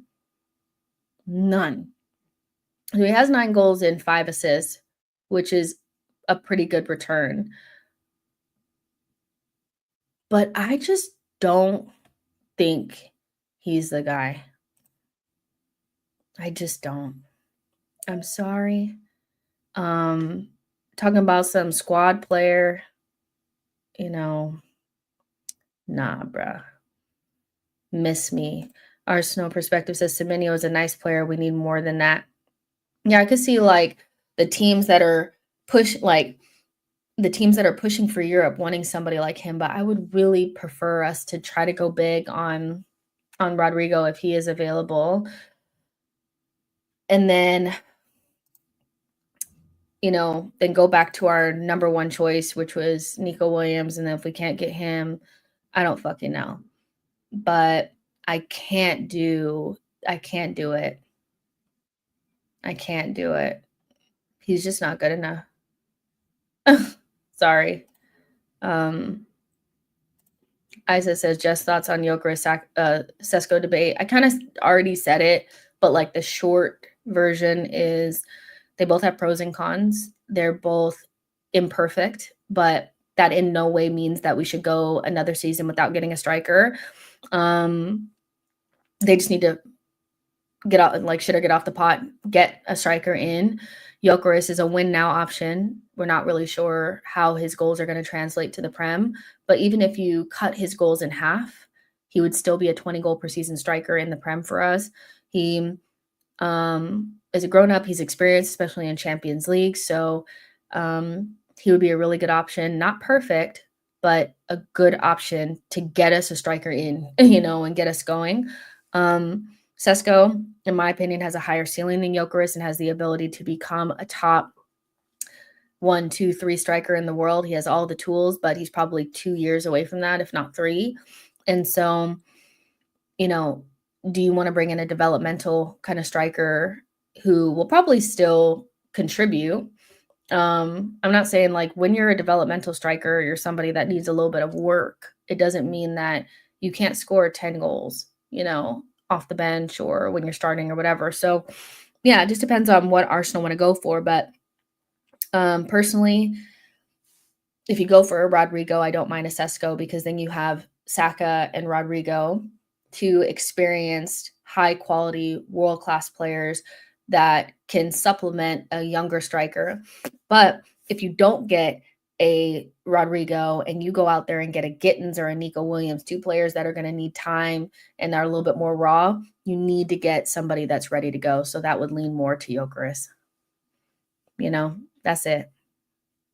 Foxy says Semenyo is a good player and he deserves a career-changing move, but not for the top side. Spurs perfect for him. Marco says would love Rodrigo, but seems like agent talk. And that's fair enough. If it ends up not being agent talk, though, we should be there 110%. Marco says, Jess, do you think Gittins links are real? I feel like they might be like, his might be like a backup option for us, or maybe because he's got kind of like the light shined on him for like wanting to leave. Maybe his agent is putting out stuff. I don't know, but I don't know. I could see him being an option. I think enough people have mentioned him in the list. I just think he's lower down the list. Burmy says they must upgrade left wing. Rodrigo would be an asset. I like Williams, but will he adapt to the Premier League? I think he will. I'm not sure if the fans will have enough patience for anybody that needs some development. But, ultimately, I do feel like one or the other is going to end up being a younger player. And so it just depends on what you'd prefer. Would you rather the striker be the older player, more experienced, and the winger be younger? Or would you like to get somebody like a Rodrigo in and get a Sesko? John says, I like Gyökeres physically. He can outmuscle the likes of Konate. Boy says, I think Chelsea signed Gittins. They'll beat us to the player long before we're genuinely interested. Jess, what's your perfect summer window? Let's see. Probably like Rodrigo, Sesko, Alcanus, Zubamendi, and Juan Garcia, and skip the defender. That would be my perfect window. If we did that, I'd be very, very, very happy. Blaze says Rodrigo rumors is not agent talk. Even Marca, who is close to Real Madrid, saying maybe he will leave. Seda says, doesn't Sesko cost more than Gyökeres? No. It's like, well, the extras, like the 15 million extra, is add-ons, and I think it's performance-related bonuses. So, but the base is 75 euros, which is like 65 million pounds or something. And Gyökeres is going to cost between the same. Gyökeres is still cheaper, but Sesko's like the base part outside of the performance related like add-on part is the same as Gyökeres. So Sesko, make no mistake about it, will be a world-class striker within the next 2 or 3 seasons. Like everything is there. Like there's nothing missing. He's good in the air. He's a great ball striker. He has a really good eye for goal. He has over 100 goals in his career already for club and country. He's big. He's athletic. He's kind of quick. He just needs some refinement. So, Arsenal, they're in a situation where, you're looking at somebody like Juan Garcia and you're looking at somebody like Sesko. Those 2 players are definitely like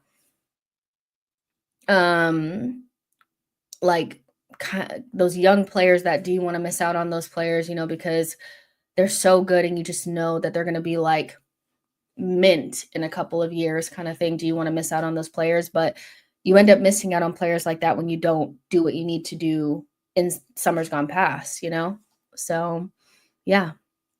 Now you have to do the sign, like do it now. You do miss out on a Juan Garcia because you need to buy more players than you would have needed to because you missed out on things. So now you can't go get a Juan Garcia. Now you have to sign a more cheaper option, so those are the prices that you pay, for not doing what you need to do.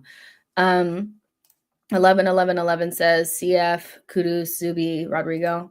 Here to there says, but Arteta has to know he doesn't have 2 or 3 years. He has till Christmas or changes has to be made. Kwame says Berta should sign Gyökeres, Zubamendi, and Eze.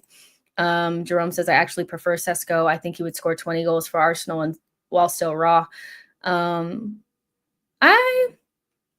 don't really see a problem with Sesko. To be honest, I think it's just a matter of what else we surround him with. There's nothing wrong with having a young player in the team. It's just a matter of, do you have like enough experience and quality around him that will supplement his mistakes? And I think potentially you could, depending on who the left wing is. But I understand people being scared to take that risk. Like, I totally get it because we're in like win now. So yeah. Voice says perfect summer window. Sesko, Matoma, Zubamendi, Xavi Simmons, Hato, maybe a spicy Garcia at the end. Omar says Project Striker not always work. Just look at our boy Evan Ferguson. Well, I mean, you could make an argument that if Evan Ferguson was playing at RB Leipzig and Salzburg for the last 3 years, would he have over 100 goals in his career at this stage? Potentially. But he's been pretty much like, I've never seen anybody go from, he's going to cost 100 million, to like fucking nothing, in a couple years. So yeah, you can make an argument for that. But also things are about timing. If Evan Ferguson had, left and went to a club that was actually going to play him every single game while he was kind of like more at his, his better form, and he didn't get injured as much, would he be in Sesko's position? So it's interesting. It's a really interesting, argument. Issa says we need a defender though, who is the Saliba backup. Mascara from Valencia is an excellent talent. I did see PSG are really interested in him, so I'm not sure we'll get him, but Arsenal need to decide whether or not they want a left back or a center back. They're hemming and hawing about, well, maybe a left back, maybe a center back. They just need to fucking decide. Like, I do think we have less of an issue at left back than we do at center back, especially on the right-hand side. So they need to figure that out. But I would say do not spend 50 million on a player when you know that you need so much going on up front. I don't think we have the luxury of having the type of window that's going to be equally spread across every single position, where you're going to get a goalkeeper, a defender, a midfielder, and 2 attackers. I really do think they need to focus on the front and maybe miss out on something at the back. They don't have enough money. We never do. So Kende says if Arsenal is going to be bringing all of these players, they need to sell some players. What players do you like to leave? Zinchenko.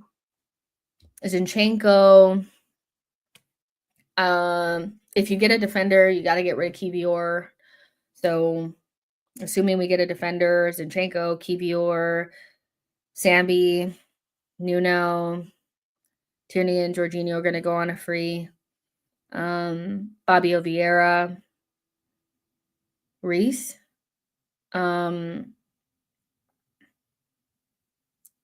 And then I don't know, if we were to get somebody like Rodrigo, I wouldn't be opposed to getting rid of one of Trossard or Martinelli, but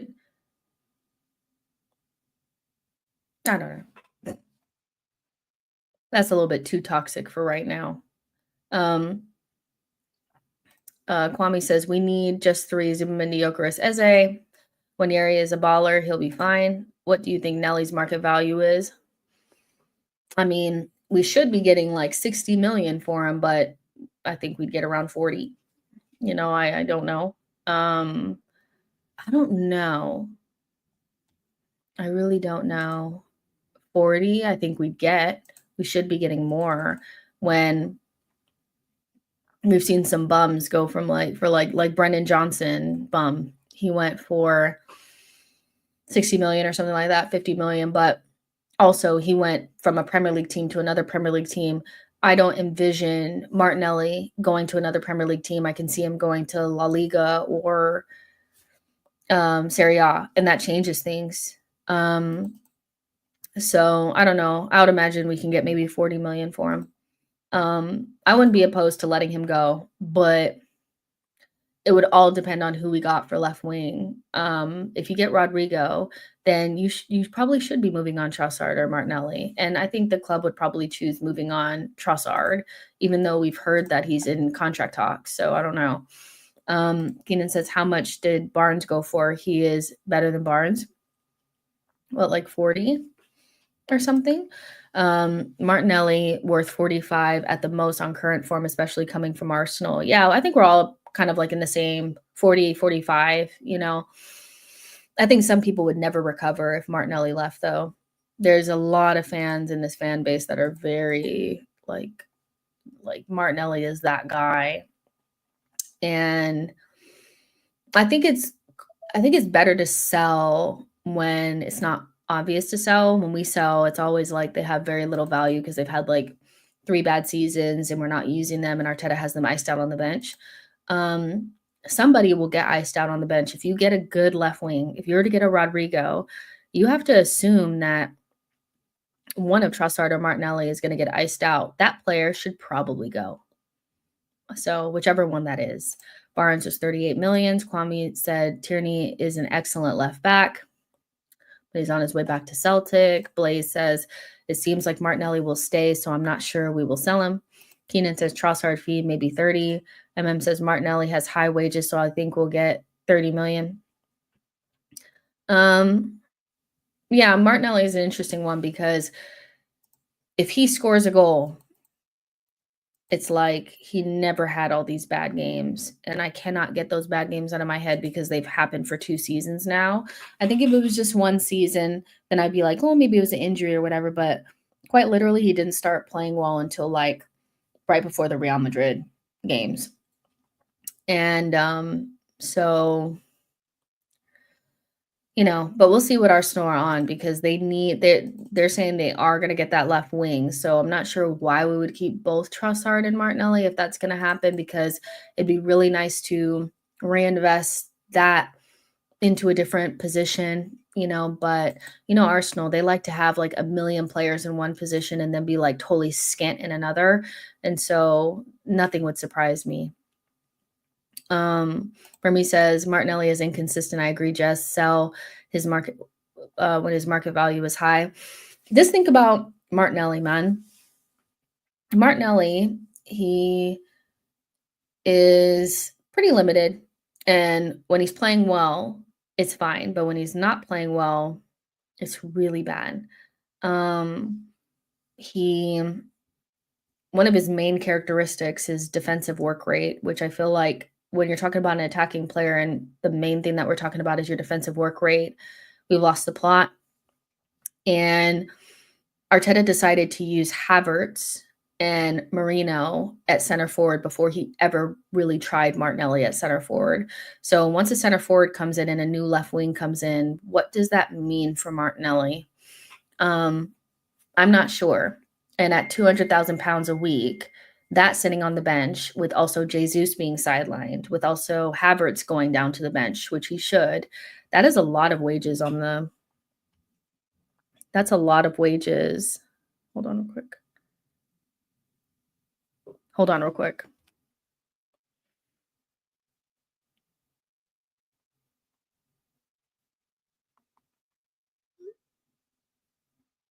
Give me 2 seconds.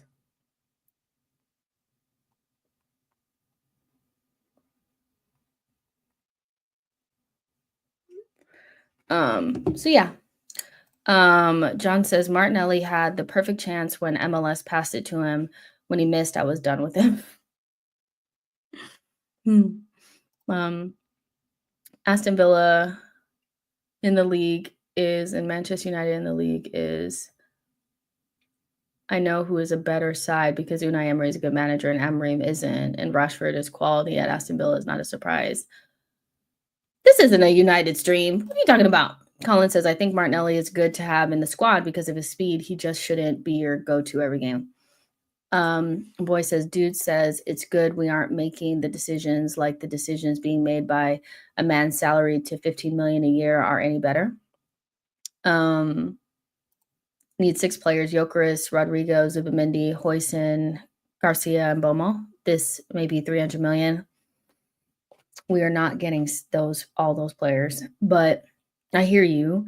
Huijsen looks like he's going to Real Madrid, which is definitely something we haven't really spoken on, but Huijsen going Real Madrid helps us a little bit with Saliba, just for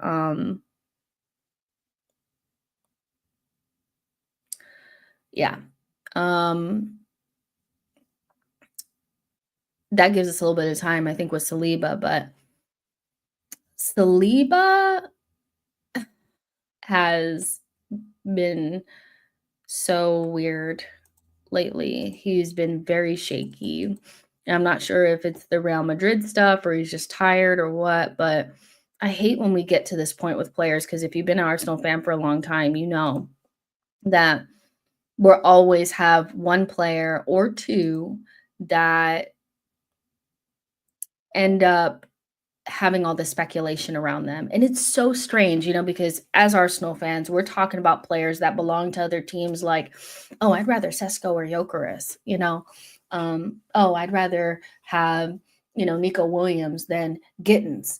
But seeing Real Madrid fans say, I'd rather Saliba than Hoyson, or we should just go get Saliba instead of Konate is very sobering and quite humbling that there are actually people that are talking about your players like the way that we talk about other teams' players, like they just belong to us and we can just have them. But we always get into these situations with our players, and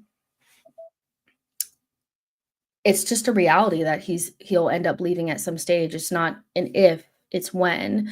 Them getting Hoyson does help because obviously they'll have a young player that they can, you know, build around and, you know, they won't be rushed as much to get Saliba like they wanted him this summer, but they want him this summer.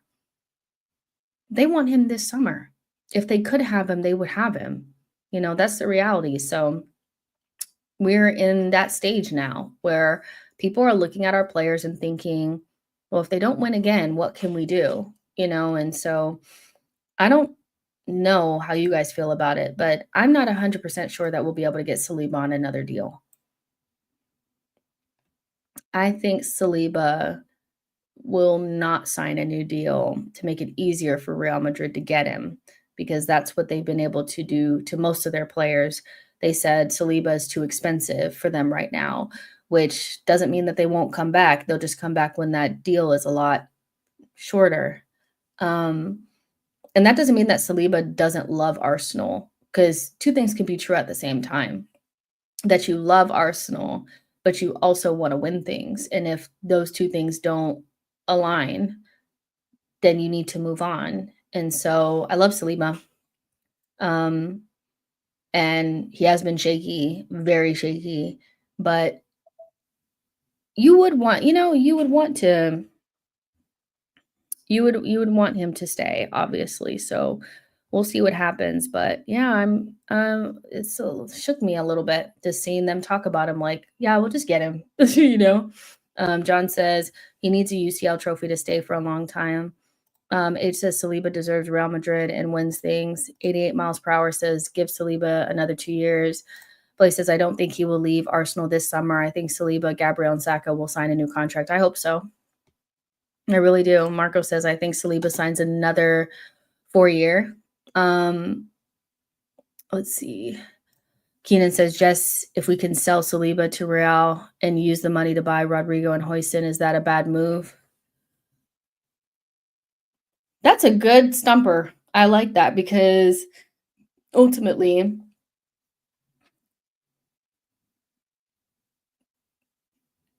you know, is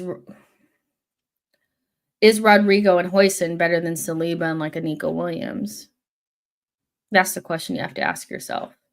Now, as good as Saliba is, this is probably going to be unpopular, but I think as Arsenal fans, we put a lot of emphasis on center backs, but we really need more quality up front. I think with more quality up front, we're more likely to win with some holes at the back than vice versa.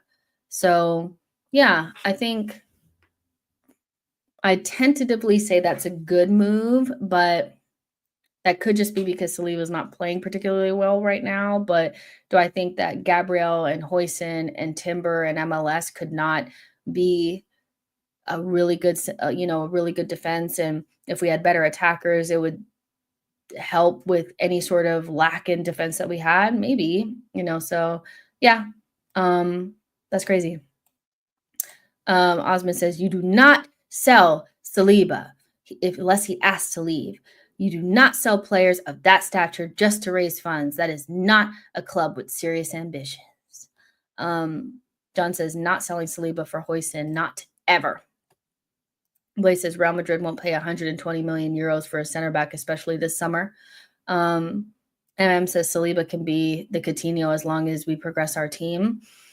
I think there's two things that idealistically you wouldn't want to have to sell anybody, but I think selling from a place of strength is so much better than selling when you're on the downslide, you know?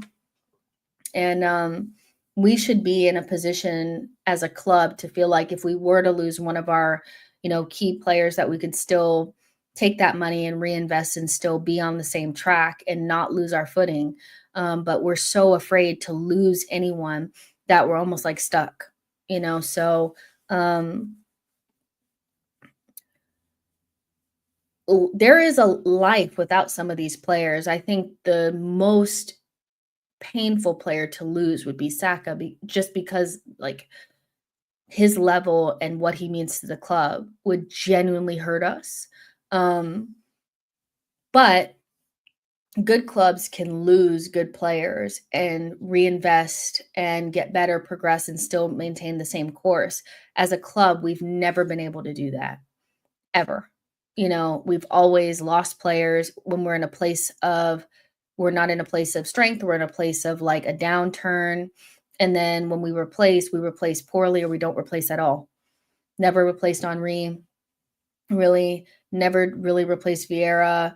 We just kind of let these players go. And then it was just like, whatever, fuck, So yeah. But I would prefer Saliba just to stay because that makes it easier.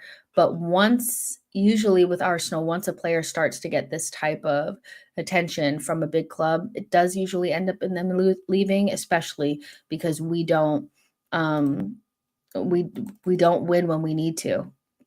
So, but if Saliba wants to win something, he can also not give the ball away. I'm just saying, that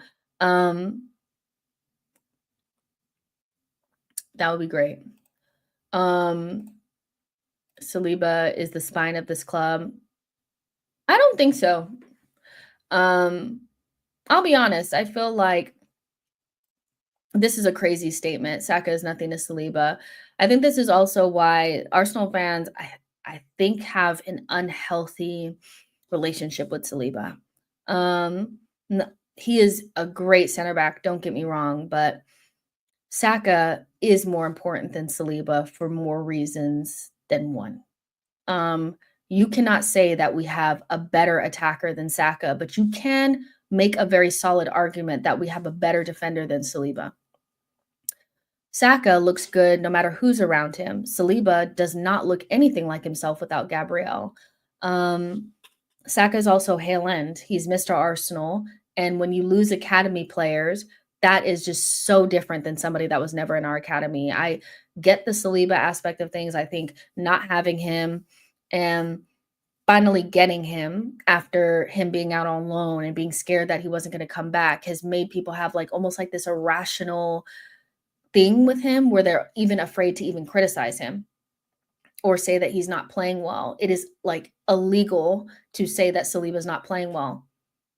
He is the only player in this team that people do not say does not play well. And he has plenty of games that you can look at where you're like, he just wasn't at the races today.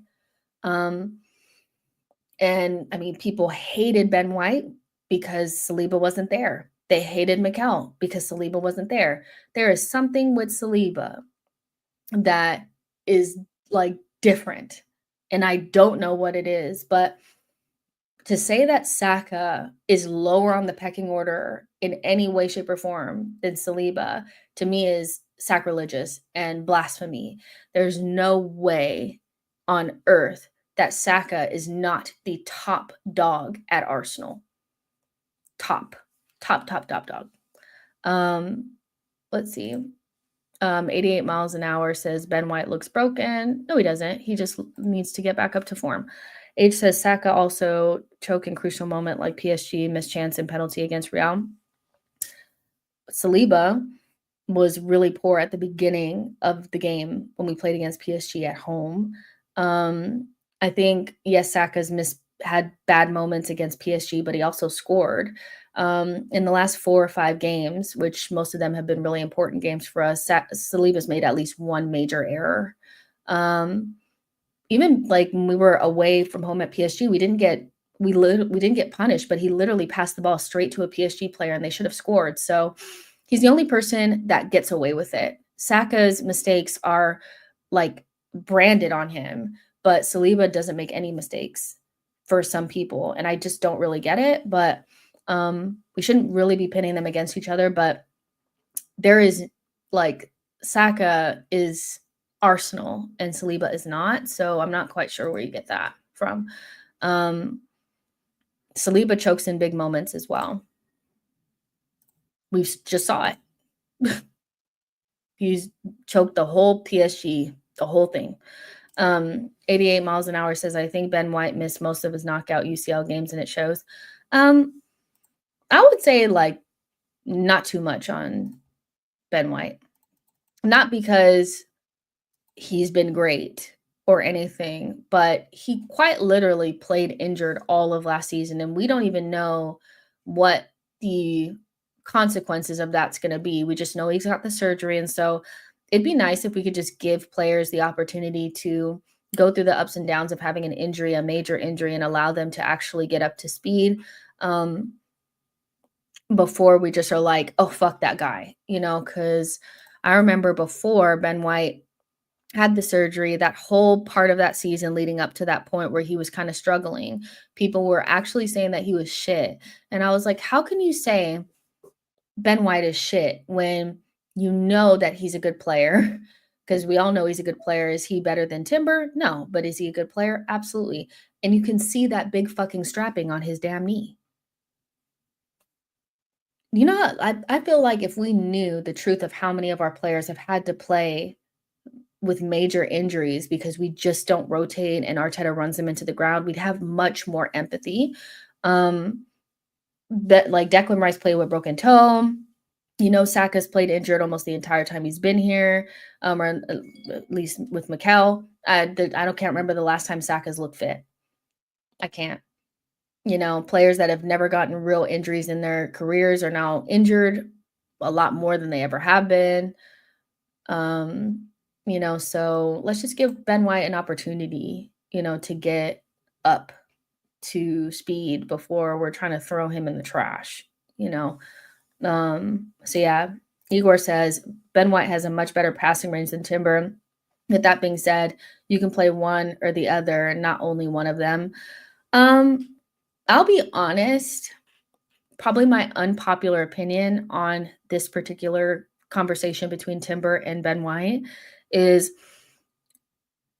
unless Ben White becomes Tony Cruz with his passing, there's no way that he gets in front of Timber. Whatever his passing range is, we don't see it enough, and it's not superior enough to unseat Timber. Timber is world class, in my opinion. He's one of the best right backs in the world. And if we could get to a stage where our attack was more potent, meaning the midfield plus the attackers, then I don't think we would look so much to the right backs and the fullbacks to be something. I know Timber and Ben White are different in the final third, but I don't even think Ben White is even like elite in the final third. I just think he has a better passing range. So my opinion, yeah, Timber's got that spot. Now, even though I think that we need to give White time to get up to speed, and I think he's a really good player, I think the difference between the two players is White is like a B or a B plus. Timber is an A, like an A. That guy is he was one of the only sparkling bright moments of the season was Timber, MLS, Gabriel before he got injured, Winieri, Marino's little run of goals, that was it. But yeah, Timber, baller, point blank period. I don't think White gets back into the team as like, and we're just gonna like rotate. But do I think they're both like amazing? Yes. Boy says Timber is the better player. White is good, just not as good as Timber. I agree. John says Timber is low-key Arsenal's player of the season. He's been our most consistent.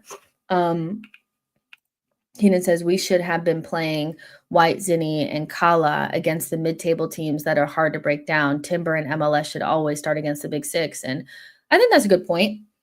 If you want to, break down the deeper blocks, then you want to have maybe a more technical side, and maybe especially Timber. I think I disagree with the MLS just a little bit, because MLS probably he's up there with the best passers at Arsenal. We don't have many great passers, so he shoots right up the list. But I hear what you're saying about having like maybe a more robust team in certain games and having a more technical team in others. But yeah, I still think Timber is just amazing. But yeah, we'll see what happens next season. John says even when White plays, you notice the huge gap of quality between him and Timber.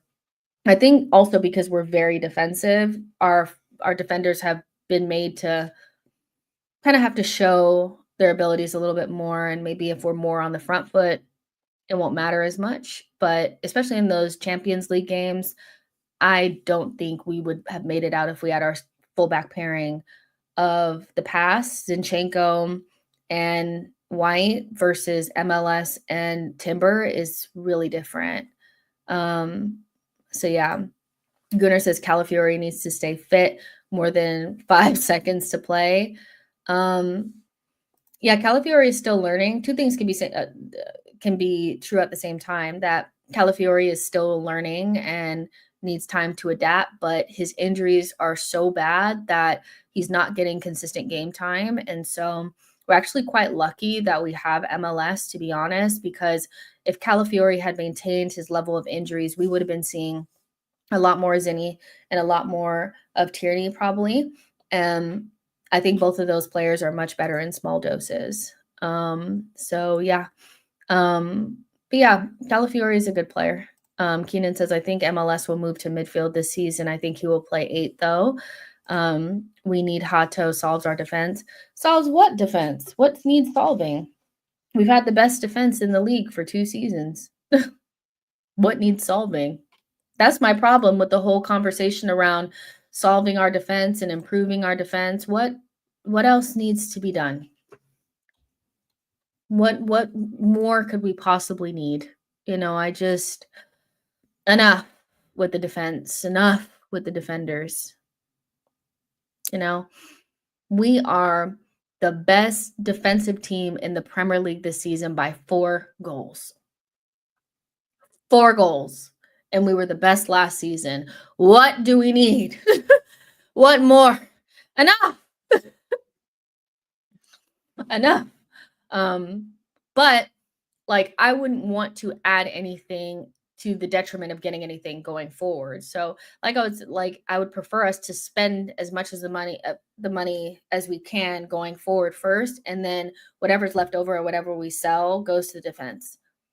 That's what I would like. Boy says just won't be saying this next season when we are short as Zinchenko and a KT. I've seen this movie. No more defensive signings. It should not be our main focus or anything that is a priority over anything else. And I know the order doesn't necessarily matter, but Arsenal tend to really know what they want in defense, be able to get those deals done a lot quickly, but we hem and haw on the attackers and then nothing happens.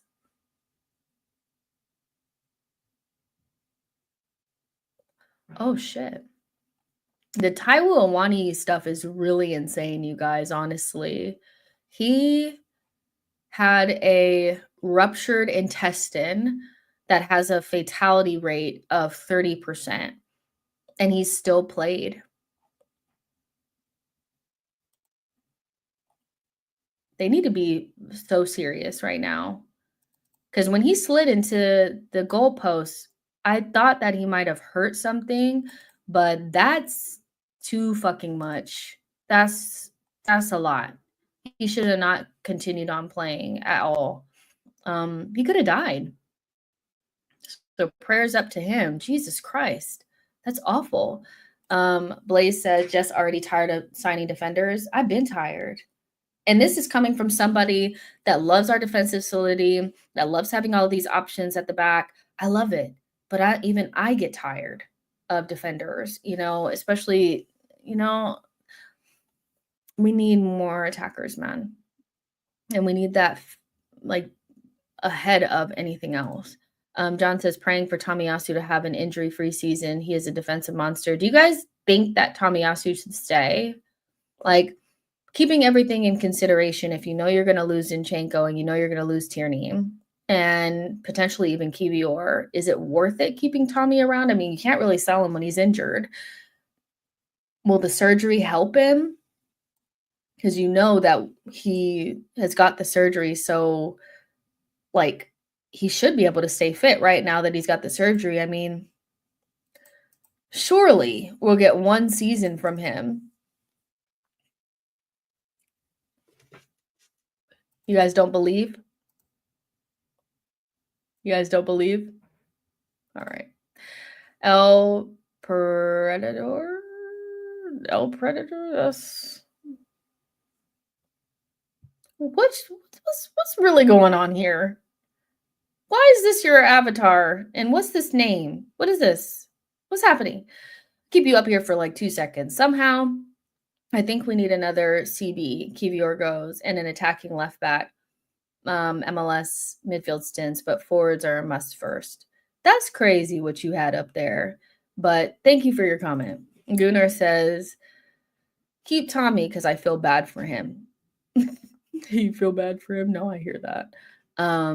Basically, we have to keep Tommy next year. He is he's on substantial wages. No one will risk taking him off of us. So would you rather buy someone like, let's say, let's play a little game. Let's say Thomas Partey doesn't sign the new deal.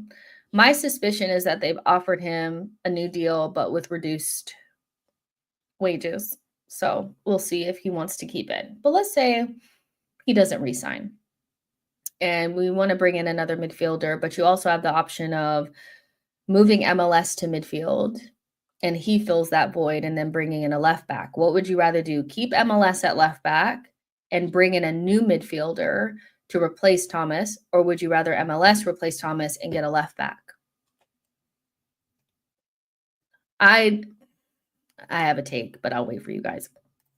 Keenan says, fuck that, sell Tommy, Zinni, Kiwior, and even Kala if the price is right. Can't be selling Kala. Come on. Boy says, move MLS to DM, get Hato. Tommy is the best backup when fit. He's just never fit. AK says, why buy a center back, save money by keeping Kiwior? Colin says, late night with Jess, what is this? Just some random shit, man. I saw that the timeline was like in tatters because Man City are going to sign Reinders. And then I had a bunch of people saying like, where have you been? What are your thoughts on everything that's happened so far? Like, at the end of the season, So, yeah. John says our attack needs to match the defense. Keenan says Kala is crazy injury prone. I'm telling you, he's going to be the next Tomiyasu. Cal's Corner said, I would rather get a new midfielder. I know MLS in the left back is money. I'm sick of gambling. Fair enough. Keenan says Reinders and Wirtz moving like a big club. I mean, they are City, and I don't know who I saw, Arsenal fans, stomping on their grave. And I was like, y'all know this is a blip, right? They're going to come back. Like, they have infinite money. They still have, once, Pep said he was going to stay. I'm like, there's no way that they just have another season like this. They will rebuild, and it'll take them way less time than what it's going to take us to do anything. So this Reinders Wirtz situation, it is what it is. They have to go big. They're embarrassed. This is the one thing about City is they're embarrassed by the season, which is a season, by the way, that we've been having and we act like we're happy with, but they're unhappy with the season that they're having. And so they're going to lose big players. And instead of just losing Kevin De Bruyne and not doing anything about it, they're going hard, you know. They're going hard, man. And they spent 200 in Jan. You know, we can't compete with them financially, but I would at least like to see the same level of desperation from at least a just the way we operate. And I don't see that. You know, I want that. Said going hard. Pause. Foxy says City back next season for sure. Errol says, hey, Jess, hello to you as well. Burmy says MLS in midfield, his dribbling runs are fantastic, but we would need a proper left back replacement. I hate buying another defender. I hate it. Rodrigo and Gyökeres is a minimum for us to go again next season. I would still want another creative midfielder. I think we should bring in another midfielder that's more creative for sure. There's just no way that we can just have Odegaard and that's it. No other team in the history of mankind would have one creative midfielder that you're not even allowed to, that's not even allowed to be in a creative role. You know, that you have dropping back and receiving the ball off the goalkeeper, you know, so, you know, I genuinely feel like the only way that we seriously compete next season is left wing, striker, another midfielder, attacking 8 or 10. Doesn't even have to be the most expensive guy out there. Go get El Canus, you know? He's going to cost 20 something million. He's Premier League proven. Do it, you know? And then you have Zubamendi and then whatever the fuck you're going to do back there. I don't care. Sanuga says, what's the point of Berta if Arteta still gets his way? Someone take this guy's credit cards. But he says Pep made peace with his wife since that. He started winning. He got a winning run, can win the FA Cup. City will be back next season. Whereas City getting the money from? They're just a rich club. And rich clubs always seem to have money available. 88 miles per hour says another left back. That's 40 to 50 million out the budget. I think that's my concern about bringing in any defender is that we will overpay for something that we could probably do for a lot cheaper. So just leave MLS at left back and then bring in, you know, like I said, an El Canus or an Andre Santos or whatever the fuck you want to do, you know. But we need another midfielder that can score goals or is more of a playmaker. We cannot risk the season. There's no amount of Kai Havertz hopium, Marino hopium, you know, Trossard hopium in those midfield positions that will get us over the line. There's nothing, you know. And if the worst thing happens and Odegaard does not come back and has another bad season and we don't have anybody else that can supplement him or replace him in the 11, then we'll be in a bad place. So you have to bring in somebody. And I think that'll just lessen the stress on everything in midfield. There's too many people trying to do things that don't suit them. Neither one of Marino and Havertz are truly midfielders in our team. When they play there, it's awkward. You know, Odegaard's suffering. Rice is being made to be an attacking 8, but it's awkward. You know, it's too much. You know, just bring in an attacker. Keenan says Wirtz is literally the best young attacking midfielder. Reinders is fucking class and is really underrated. Fuck me, it's going to be like KDB on steroids. Well, I don't know.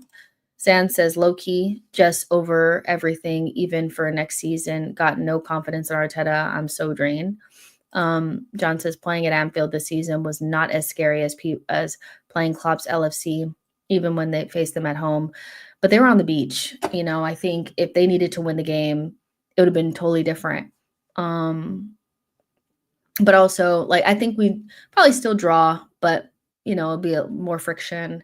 But it doesn't really matter because we never have enough or do enough to actually win the game and overtake teams, even when they're on the beach or they're under strength or whatever, you know. H says, do you rate Reinders and Wirtz to win them the league? I mean, yeah, I mean, I don't see a reason why they won't win the league next season. They had one bad season. I expect them to go back to what they always have been. My address says Man City have sold so much out of their academy, and they made 60 or 70 million net off of Julian Alvarez last summer. So, yep. Anfield was a big party on Sunday. It wasn't a serious contest. Boy says Arsenal fans are delusional. Season was already over by the time we went to Anfield. It was just over. Like, you know what I mean? Yeah. Brian says, let's talk about attacking mid. What do you think about the calls to replace Odegaard and Arteta not playing Ethan? I don't see any reason why we would replace Odegaard and then still only have one attacking mid. I think if you want to bring in somebody, that's fine. Whether they're super good or more of like a younger player, I don't really care. But I think we need another attacking midfielder. But just replacing Odegaard doesn't solve our problem. If you sell Odegaard and then you bring in Xavi Simons, and Xavi Simons, have you looked at his injury record, gets injured, you're still looking at Trossard and these guys playing in that position. No matter how much you hate Odegaard or dislike him or whatever, I don't think there's any way that he's the same next season, and he's still better than not having him at all. So you guys know I don't hate Odegaard. Odegaard's one of my favorite players. I think he's just having a bad season. But I would still bring in somebody just to make sure.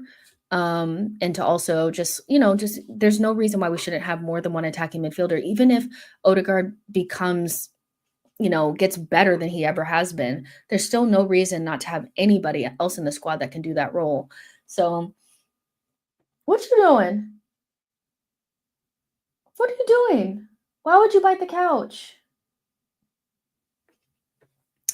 So yeah, I don't want to replace him, but also to me, Ethan's not the answer. I think we've seen enough games from him recently where he hasn't been as effective. And so more pressure, less effective. Teams have figured him out in terms of his physicality is not up to it.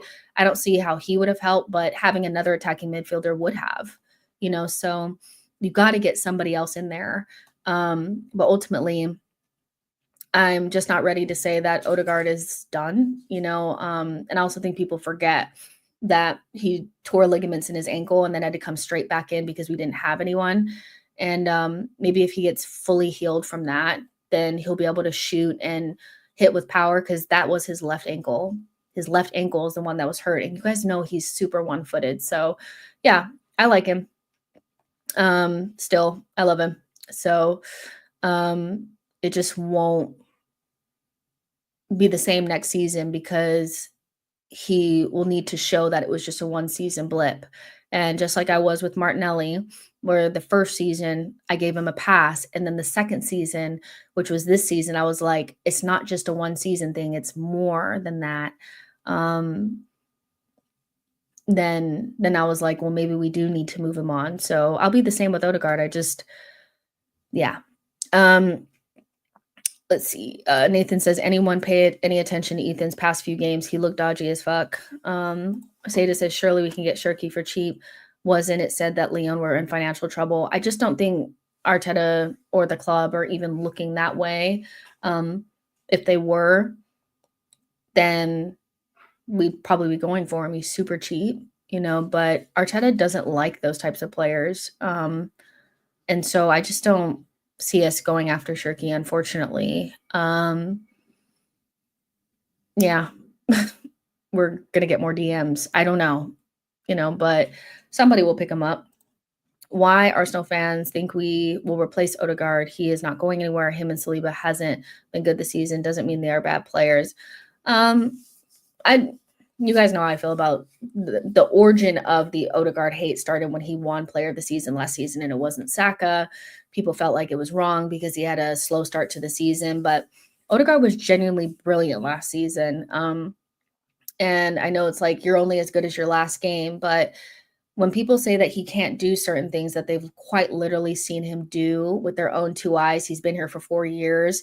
I think it's strange, but at the same time, it's like, what can you do? I just have more time for him than the average fan, and I think Odegaard also not being the type of captain that people would usually like means that whenever we're not going through a good period, they expect him to perform miracles. And he's just not the type of player that I feel like they want to have the captain's armband. And to be honest, if I had to give it to somebody else, I would give it to Declan Rice. I think that would just alleviate some of this like visual pressure that Arsenal fans need to see an Arsenal captain that's more vocal, that has a bigger personality. They need that, you know. So yeah, but when people start saying things like he can't be creative at all and he's just not a creative player and you know he just can't do these certain things when there's literal evidence of him doing it in that exact same game,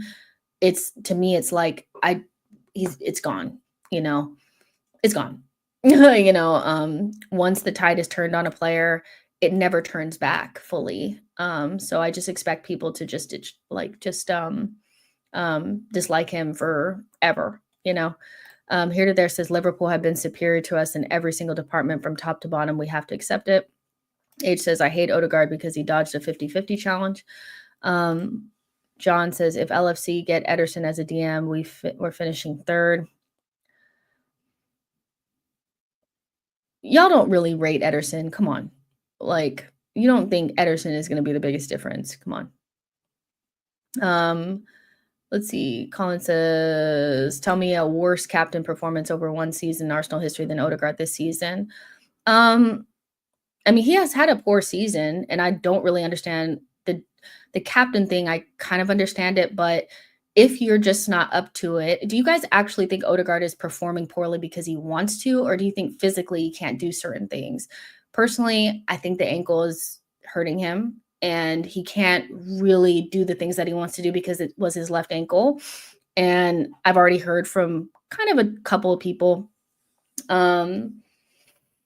And I can't say for sure, but I've heard from a couple people that they wouldn't be surprised if he needed to get surgery on it in the off season, because he quite literally returned from tearing ligaments in his ankle and then had to play full 90s for Arsenal to try to save us because we couldn't kick a ball or connect anything without him. So we'll see how it goes. But I think it's a one season thing. I don't think if he was never your type of player, this is your perfect reason for not liking him. And there's tons of people in Arsenal that do not like Odegaard.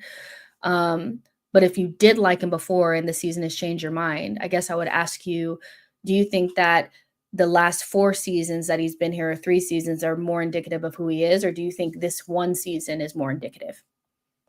So, yeah.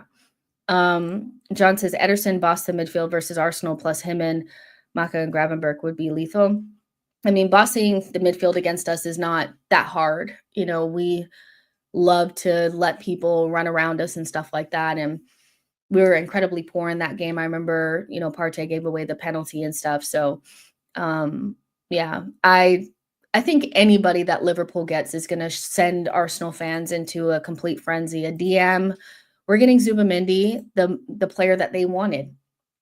Their number one option for the DM position is the person that's going to be in our midfield. So why are we not going to boss it? Why are we not going to go up a level? They're going to go up a level of a guy that, I mean, I'm not saying nobody rates him, but we're getting their number one option. So, yeah. Nathan says, you don't just strip Odegaard of the captaincy. Think what you would do to the squad. We've already got leaders on the pitch anyway. I would say like the kind of thing that I have, you know, kind of told people like behind in back channels, like, you know, our chats and stuff is that he wouldn't be my ideal captain. I don't love Odegaard because he's a great captain. I like him because he's fun to watch when he's on it, which has been pretty much the whole time since he's been here, except for this season. I love watching him. But from a captaincy standpoint, I do think that people forget that the only reason why Odegaard was captain was because Arteta couldn't give it to Granit because of what happened with the Crystal Palace thing.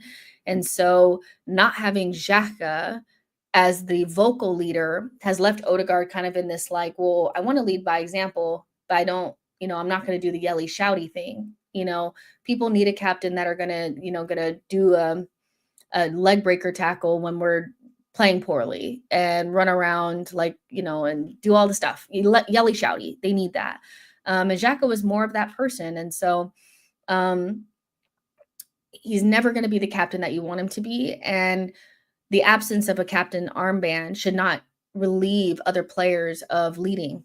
And if it does, then that's on them. I don't think Odegaard not being a great captain is the reason why, Saliba can't pass the ball to one of his teammates and just gives away goals. That's not his fault. Like Odegaard not being a good captain is not the reason why Martinelli missed a sitter against Real Madrid or PSG, so I do think that he's been made a scapegoat, but at the same time, he has had a poor season. I expect it to improve.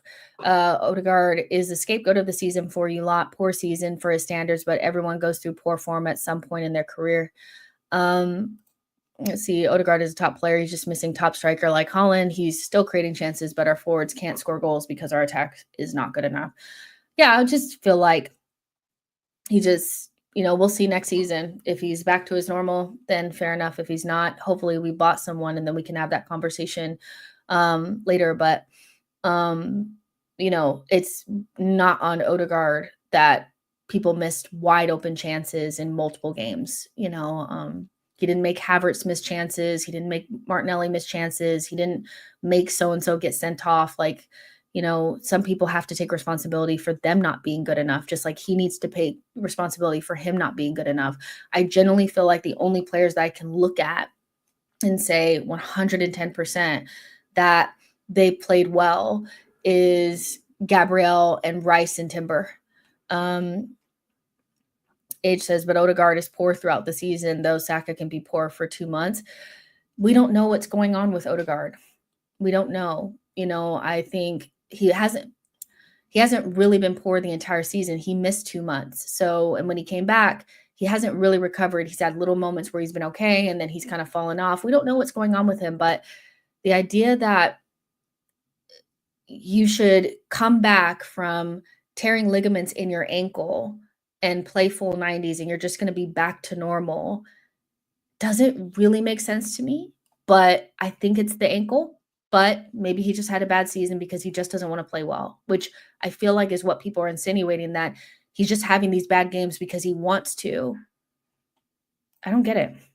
Blaze says some Arsenal fans need to understand the reason why some players hasn't been good this season because they're finishing second in a third year in a row, affecting us really. Players are still human beings.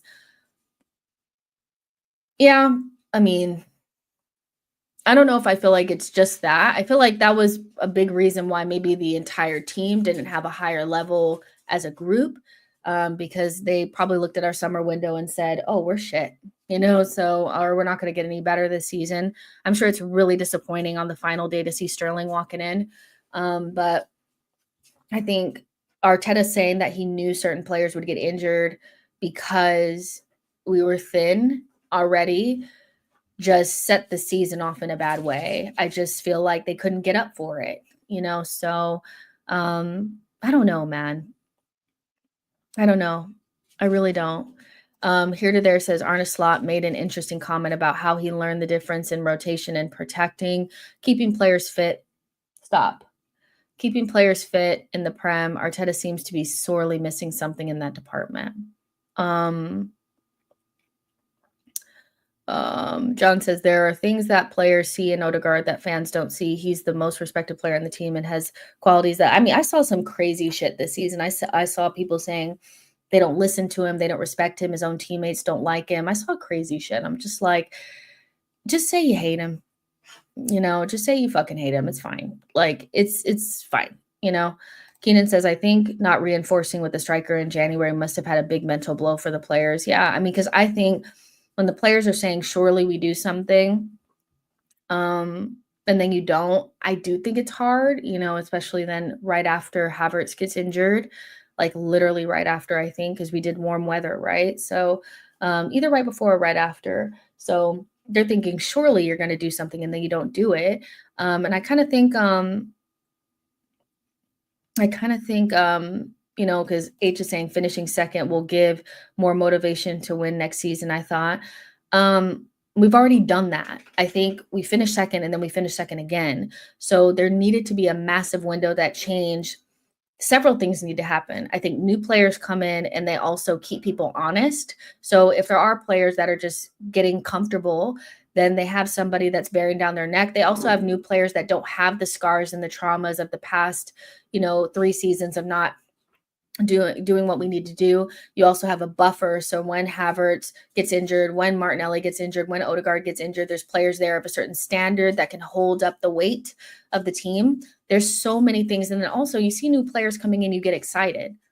Players are just like fans. Like you see new players coming in, you're thinking, oh, we're getting serious. So either it kicks you up because your spot can be taken. It gives you a new light because you have better players in the team and you're bolstered. It gives you a buffer just in case people get injured. And we didn't do any of that. There was nothing to be excited about when the season started. And so, yes, you can say, though, why aren't the players up again? But I honestly don't see how the players, our core group, could have went again at that same level without something changing, Boy says Martinelli should have been sold in the summer of 2023. Because Marco says, Jess, you were Nelly out at the beginning of the season. And I'm going to be really honest with you guys. Nothing has really changed for me when it comes to Martinelli. I know that he's not playing as bad as he was at the beginning of the season, but it really has been like maybe the last month or two where he's actually started to look normal, or at least usable. When we're starting Trossard over you and not because you're injured, it's a problem. So there's no amount of, he scored the third goal against Real Madrid when the winner was scored by, I think, Merino, so there's no amount of he scored away against Real Madrid and, he did the flick against so-and-so. There's kind of no amount of that for me that, he scored a header against an on the beach Liverpool. Nothing has really changed. Nothing has changed. He still, to me, is too limited to be our starting left winger. We need so much more from that position. And so I'm expecting him to be on the bench next season. But, maybe that will help him in the long run. Maybe it gives him a kick up the butt. I don't know. He's just not somebody that I think is on the level that we need. But some people think he's the best thing since sliced bread. I hear it. John says Martinelli is done out here. Nathan says, I don't think that's true. I think you guys are talking to each other. Wesley says Havertz is truly the splinter that will slowly unravel Arteta's tenure. I don't see us signing a striker again because of that pay package Havertz is on. We need Rodrigo on the right, Gyökeres and Saka. I think we'll get the striker. I think the problem is that we'll probably if we get the players that we're meant to have, then we'll have a Jesus that's not playing, that's second highest earner. You'll have a Martinelli on the bench getting 200,000 pounds a week, and you'll also have, Havertz, on the bench that's our highest earner, and that's a lot of wages for players that won't be playing as much. I don't know how you regulate that. I think you look at somebody like Merino, who's probably on less wages, that's, a little bit older than Havertz, but pretty much played the exact same role and to the same level of efficiency that Havertz did. I know at a certain point, people were like, he's more clinical than Havertz, but he cost half and is on half the amount of wages, so I think there's some wastage in our some wastage there with the wages, because you have a striker that can't strike, you got a midfielder that is not a midfielder, so I think we'll get the striker, but I'm not quite sure that we've used the funds the way that we should have, but it is what it is. Here to there says Jesus will have 1 year remaining. Havertz will have 2 years plus an option. Theo says going from starter to bench player under Arteta is the kiss of death. If he's not going to start, Martinelli needs to go 200,000 pounds a week. Hell no. John says, I'm impressed at how Merino adopted to the striker role. It's I think I get less impressed by it when, and this isn't anything to do with Marino, really, but the fact that we've already had the same trajectory from failed left center mid to striker. And so we've already done it once. So it's kind of like, that's great that we found a way to use him, but now we have two players in our team that we really don't want to see in midfield that much, or at all, that are better at the number 9, but we're literally about to go buy a number 9. You know, that's terrible to me. Like, you can't have two players like that, you know, in your team. Maybe one, but this whole failed left center mid to striker pipeline to me is no. Errol says, just so you think Victor is worth 200 grand a week. I mean, under the pretense that I feel like he's going to score 20 goals a season at the least. Yeah, you know, I think if he scores and he becomes like one of the top strikers in the Prem and he's scoring goals in Champions League, then he instantly becomes one of our best players, doesn't he? So he should be paid like it. The main reason why I don't think Havertz or Jesus deserve the wages that they're on is because they don't serve the purpose of whatever role they're meant to play. Jesus is injury prone, and when he plays, we still need to buy another striker because he doesn't score goals. Havertz is meant to be a left center mid. We still need to buy another midfielder to fill that role. And like, you know, but if we get a goal scorer that scores 20 plus goals a season and is good in Champions League and in Prem, he instantly will become one of our best players. So yes, I think he does deserve those types of wages. So yeah. Marino has good positioning instincts, but not a real striker. Blake says, if I'm not wrong, we finished second place 3 seasons in a row with Wenger. Sol Campbell signing changed us, and we won a double Premier League and FA Cup. Then Vieira calmed down and signed a new contract. Well, yeah, we need to start winning things. Marco says, I like Odegaard. He's had one bad season and rightfully gets protected, ankle, baby, etc. Nelly didn't and doesn't get that. Marco, this is not true. Martinelli, you know, as somebody that was saying that I thought Martinelli is somebody that I would like maybe want to replace, has gotten, I wouldn't say hate, but a lot of pushback on that. Martinelli has a very solid, a very, very solid like backing and fan base behind him, because the whole first part of last season, actually the entire season last season, was he doesn't have Xhaka or Zinchenko, and he needs those players to unlock him. You know, then we got, you know, Marino, and Marino was meant to unlock him, and then he didn't, you know, so we've gone past all the little like the injury. Is it the injury? Is it the system? Is it that he doesn't have certain players around him? We've kind of exhausted all of those. And he still hasn't quite gotten better from there. So I kind of get your point, but also Nelly fans like to use Odegaard as a stick to beat to keep people from looking at Martinelli. Martinelli's been poor for 2 seasons. Like, that's a long time not to be good enough, you know? So, and again, we've exhausted the injury. We've exhausted, you know, he needs certain players playing around him, and he needs too many things to make him good. He needs a certain type of striker. He needs a certain type of left center mid. He needs a certain type of left back. He needs a certain scenario. He needs a lot of different things to unlock a player that's very like kind of limited, you know? So yeah, I like Martinelli. I think he's good at one specific thing, but when that thing is not working, it's really hard to justify him as a starter. That's just me, but I hear you. Wesley says, mentally, I feel Arteta goes for players who are not as highly rated, because in the long run, he wants to be viewed as the star of the squad. Martinelli cost this game so bad, honestly. Krava bags. Boy says, both left wingers at Arsenal are incredibly overrated by the fans. Martinelli is still a great backup. We don't know that. One thing I will say about Martinelli is we don't know what kind of backup he will be because he's never been one.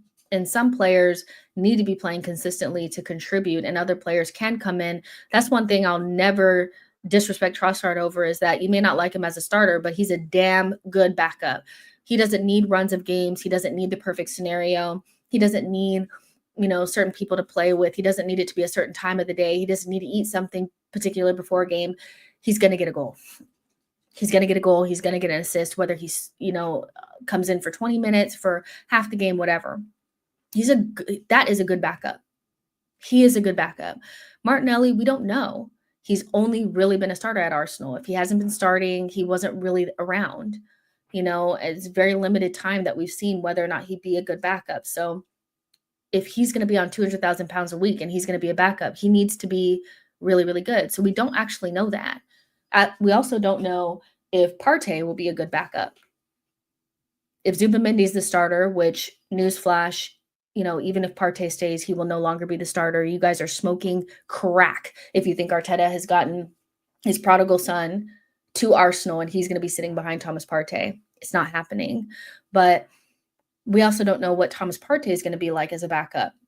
One thing we know about Thomas is that he needs a run of games to get up to speed. So that needs to be taken into consideration. When you have players like Thomas, who's on 200,000 pounds a week, you have Martinelli, 200,000 pounds a week. Are they going to be able to give you the backup levels that you need? Because Arteta doesn't rotate. He has a starting 11 and a backup group. So it's going to be interesting to see. We need to see him acclimatize. What? Jesus Christ. He's acting like he's dying. He is acting like he is dying. Say hello. See, I'm so dramatic. Oh, my days. Move Martinelli to striker. Boy says, we can't keep dealing with backups anymore. Every option needs to be a starter. Yeah, I kind of hear that too. Insomniac says, Trossard, good backup, bad starter. John says, let's see how Zuby will link up with Rice. I hear y'all.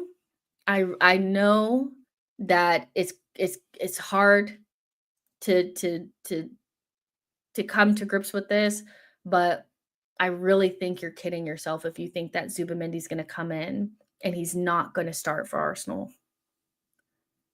Sorry. He is Arteta's favorite type of DM was Jorginho. And the only reason why Jorginho didn't start for Arsenal when he came in was, I think, mostly just due to the fact that, he doesn't have the legs. But if Arteta has Jorginho with legs, is done. He's Spanish from San Sebastian. You guys really think Arteta's not going to put him right in? He's literally our first signing. He'll be there right away. He's not in the Club World Cup. Nothing is going to, he's done. Literally, Zuby is going to be starting. So, yeah. And I would like that because the sooner he gets adapted to what we're trying to do, the better. Because he is going to make one big fuck up early on. You already know it's going to happen. And everybody's going to panic and say shit. But he'll acclimatize and get used to it. And then it'll be on and popping from then. Shamari says, I don't know why people act like Zuby doesn't start for us. Guarantee if he went to City or Liverpool, fans would complain. That's like if, an example would be if Arsenal were in talks for Wirtz. I would know that Odegaard was done for. I would know it. I would be like, okay, it's the end of the road. We may be on the bench next season, and that's fair enough. But it's the same thing with Thomas. Even if he does stay, he's not starting over Zubimendi. Come on. Let's be all the way fucking for real. Blaze says, some Arsenal fans are crazy. How someone can believe that Partey will start over Zuby. It's insanity. Z says the same Zubimendi that couldn't pass the Casemiro test at Old Trafford, by the way. Listen, you guys do your thing with your Ugarte and Casemiro. We'll do our thing over here with Zubimendi. If you like Casemiro, you do that. I'm so sorry that we can have Casemiro. We will take Zubimendi, and that's fine. Fair. You got me. You got Casemiro. I got Zubimendi. Hello? Insomniac says Zubimendi is 26. If he doesn't start, he's not coming to Arsenal. Big says Rice, Odegaard, Zubimendi is a horror midfield. Saka carry job again, or if we get Rodrigo, it'll be Saka. Don't call him Bengali. Come on. Like, I feel like people say that as like some sort of like weird thing. He's not, okay, fine. But I hear you. I hear you. But yeah, Rice, Odegaard, Zubimendi is not a horror midfield though. So yeah, Shamari says Zubimendi is practically confirmed. He literally is, like, he's coming. Keenan says, crazy to think City have a midfield of Bernardo Gundo, Rodri, Kova, Nunez, KDB, Foden. Pep's still pissed and wants to bring Reinders and Wirt. Our midfield isn't at the level. We need reinforcements. And that's why I don't really understand the idea of replacing anyone. Say what you want about Odegaard, but it literally makes no sense to sell him and then just bring in one. It makes more sense to bring in two midfielders. I think it makes sense to bring in two midfielders. Then you still have work to do, but you have Wanyeri, you have a new attacking midfielder, you have Zubi, you have Odegaard, you have Rice. You have some things to work with, but we've neglected the midfield for a while as well. Like, even when Xhaka was here, I was like, why don't we just buy Bruno Guimaraes? And people are like, but we have Xhaka. And I was like, the fuck does that mean? Like, what does that mean to me? What do you mean by that? There was like, you could buy Bruno and you could have Partey, Bruno, Xhaka, and Odegaard. And we were like, no, one in, one out. No, you need to stack that midfield. Keenan says, that is what I meant, though. We need a midfielder at the level of Xabi Simons or Musiala. None of the midfielders should be guaranteed a game. No, I hear that. We're not getting Musiala. Xabi Simons may be on the move, but I'm not sure. So we'll see what happens with him. I know we're like informed, but Arsenal. Osman says the last big game, CM, who was Arteta's ideal profile, signed to start and was quarter for ages, was Declan. There is a good track record for this type of signing. John says, if Rice is injured, can Zubi play in the 8? I don't know. And I would prefer him just to stay in the 6. I think it's really imperative that Arsenal buy an 8. I really think we need to buy an 8. Some sort of 8. Attacking 8, 8, and 8. Somebody that scores goals, can do a lot of things, that kind of stuff. So I would like to see an 8 come in with Zubimendi. So if Rice is not playing there, it's not about Marino or Kai Havertz playing there. I don't want to see that either. We need to buy an 8-10 at this point. Can we sell Marino? Y'all want to get all the way negative? It's Tuesday, and y'all want to get all the way negative. Zubi is a 6. We need to bring in an 8/10 or an 8 and a 10, whatever you want to say at this point. Can we sell Marino? I would say that if there is one thing that I got wrong, was probably the Marino thing. I thought he would be a little better, and I actually don't like seeing him in our midfield. I actually feel like having both him and Kai is not good. Yeah. So, I mean, if somebody came in with a bid for Marino, I might take it. Just because we need something better than that. But yeah, Keenan says, I'm being real. I like him as a person, but Marino is such a bad signing from a profile perspective. Vic says Marino over Havertz, both technically and tactically. But the same thing is, it's even if Marino is better, it's still not good enough. I know he scored a goal there. But it doesn't really matter. I think you just have two players that are better at 9, that if you had one player instead of the two of them that was of the level of a Xavi Simons or something like that, we'd feel a lot better. I think you could do without, I think you could, like, I don't know, I'll just leave it for there for now. But I would prefer not to have one of them because they both fill the same need and neither of them are great in midfield. Foxy says, I thought Marino would be a solid squad rotation player for you. Think that's the case. Where would Arsenal be this season without Marino, honestly? But here's the thing, Foxy, is two things can be true at the same time. That he's been a good step in for the number 9 position when we didn't have anybody. But he was not bought for that position. And when he plays in that position, doesn't really work. And we had the same scenario with Havertz, where at the back end of last season, we said, well, where would we have been without him?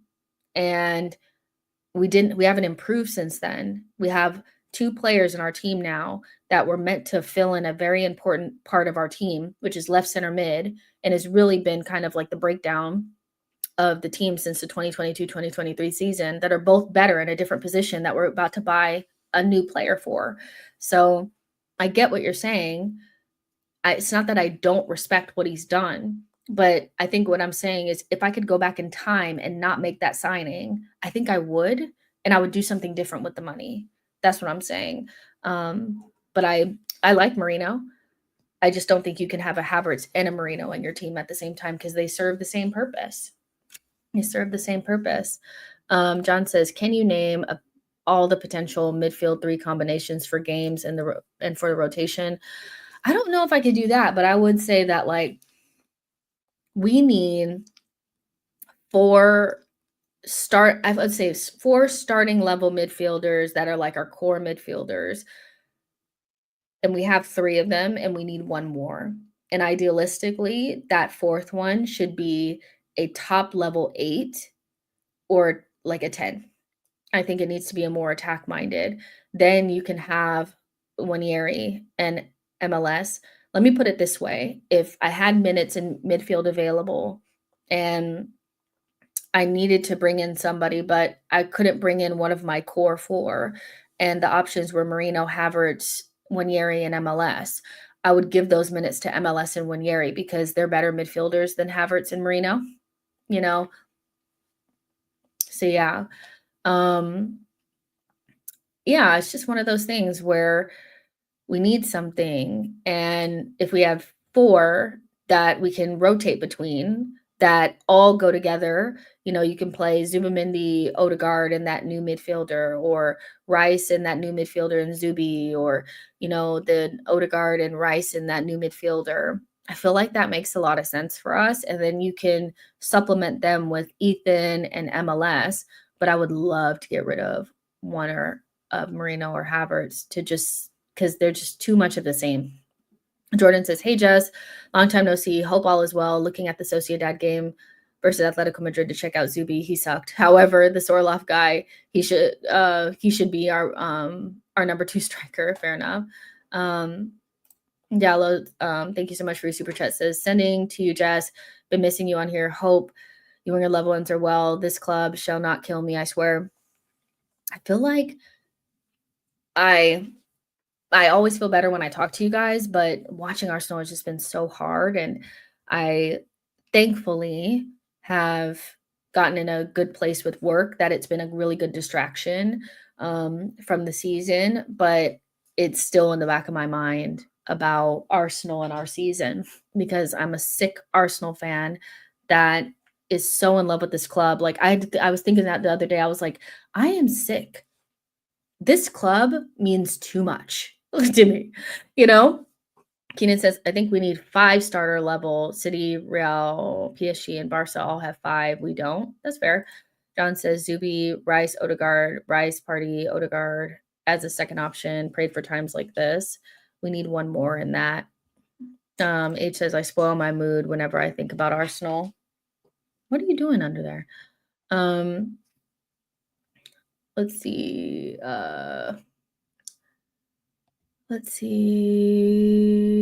Sell Havertz then. Marino is on lower wages as well. Why are we keeping that space invader? Whenever they call him a space invader, I just laugh. Marino is better on the ball as well, plus his finishing is class. It just it's really bad squad planning to have 2 players that failed in the same position end up being better at 9, but still not good enough long term. Um, in the next 1 to 2 summers, that needs to be cleared up, I think. But like what Keenan was saying, I can't lie. It's crossed my mind about Marino and moving him on in 1 summer, but, we won't. So, yeah. And I get the idea of having 5 midfielders, but I think as a start, because we're not gonna get 3 midfielders in 1 summer, just getting 2 would be great, So, yeah, thank you so much. I get what you're saying. Um, but yeah, let's see. John says, "I've been bullied online and offline because of Arsenal, but they can't hurt me as much as Arsenal." Yeah, there's nothing worse than having to talk to people about Arsenal when we're in a bad place. And the reason why, because I see somebody's in the comments saying I get low whenever da da da. I've been Arteta out before. I'm not afraid to be honest about the manager. I'm not protecting him. Like, it's never been me. There's no way that you can put me in that category because I get killed all the time for being too harsh. So you can't be too harsh and then also a toxic positive at the same time. I'm just balanced, and also, like, I see both sides. I think there are some people that the only way on this app, or on YouTube, that you grow significantly is if you're super on one side or the other. You're either super negative or super positive, and you stay that way regardless of what's going on. I can't do that. That's not how I operate. And I'm just not going to scream Arteta out with foam coming out of my mouth and constantly talk about everybody like they're shit, because I don't think everything is shit. I don't. I think there's been mistakes. I think there's been good things that have happened. I think we're close and we're far. It's too complex and there's too much of a gray area for me to be so, like, harsh on one side or the other. Do I think it's okay for him to have no trophies in 5 years? No. I never said it was. I never said it was okay last season. But also, I understand that Arteta's not going anywhere. And so instead of screaming at the top of my lungs and pretending like every single time Arsenal win, that I'm happy when I'm not because it's not falling with my narrative, instead of having my butt clenched whenever we do well because I'm so afraid that if we win, my narrative is going to fall apart, I just do me because it works. So I don't need to be like everyone else. I'm too old for that. But I'm too old for that shit. I don't need to make money on here. I do this shit for fun. So yeah. Vic says Inzaghi with a bunch of pensioners in a UCL final is also challenged for a title next season, is the last one for Teta. Inzaghi is a very, like, I think Inter and Inzaghi were very disrespected by onlookers for the Champions League. Very, very underrated and disrespected. When I said I didn't want to play them, I meant that. I did not want to play them.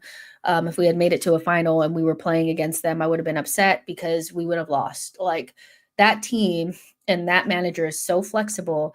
With Barcelona, it's a little bit different because they're so good at what they do that nobody can really figure out a way to beat them. And so they're really difficult opposition, but I really am scared of coaches that are flexible and can be super free flowing and attacking, but also get super defensive in like 190 minutes. 190 minutes, boom, just like that. They can do everything. They can be good on set pieces. They can play on transition. They can play possession. They're really good at defending. And they're not afraid to be different. They're not afraid to switch it up. That was scary to me. I don't know why people were acting like they were just some bums. I don't know. I don't know why people were acting like they were some bums. They're not. Like, they're really, really good. Let's see. Keenan says, thoughts on Andre Santos. Love that kid. I think we should be going all in for him.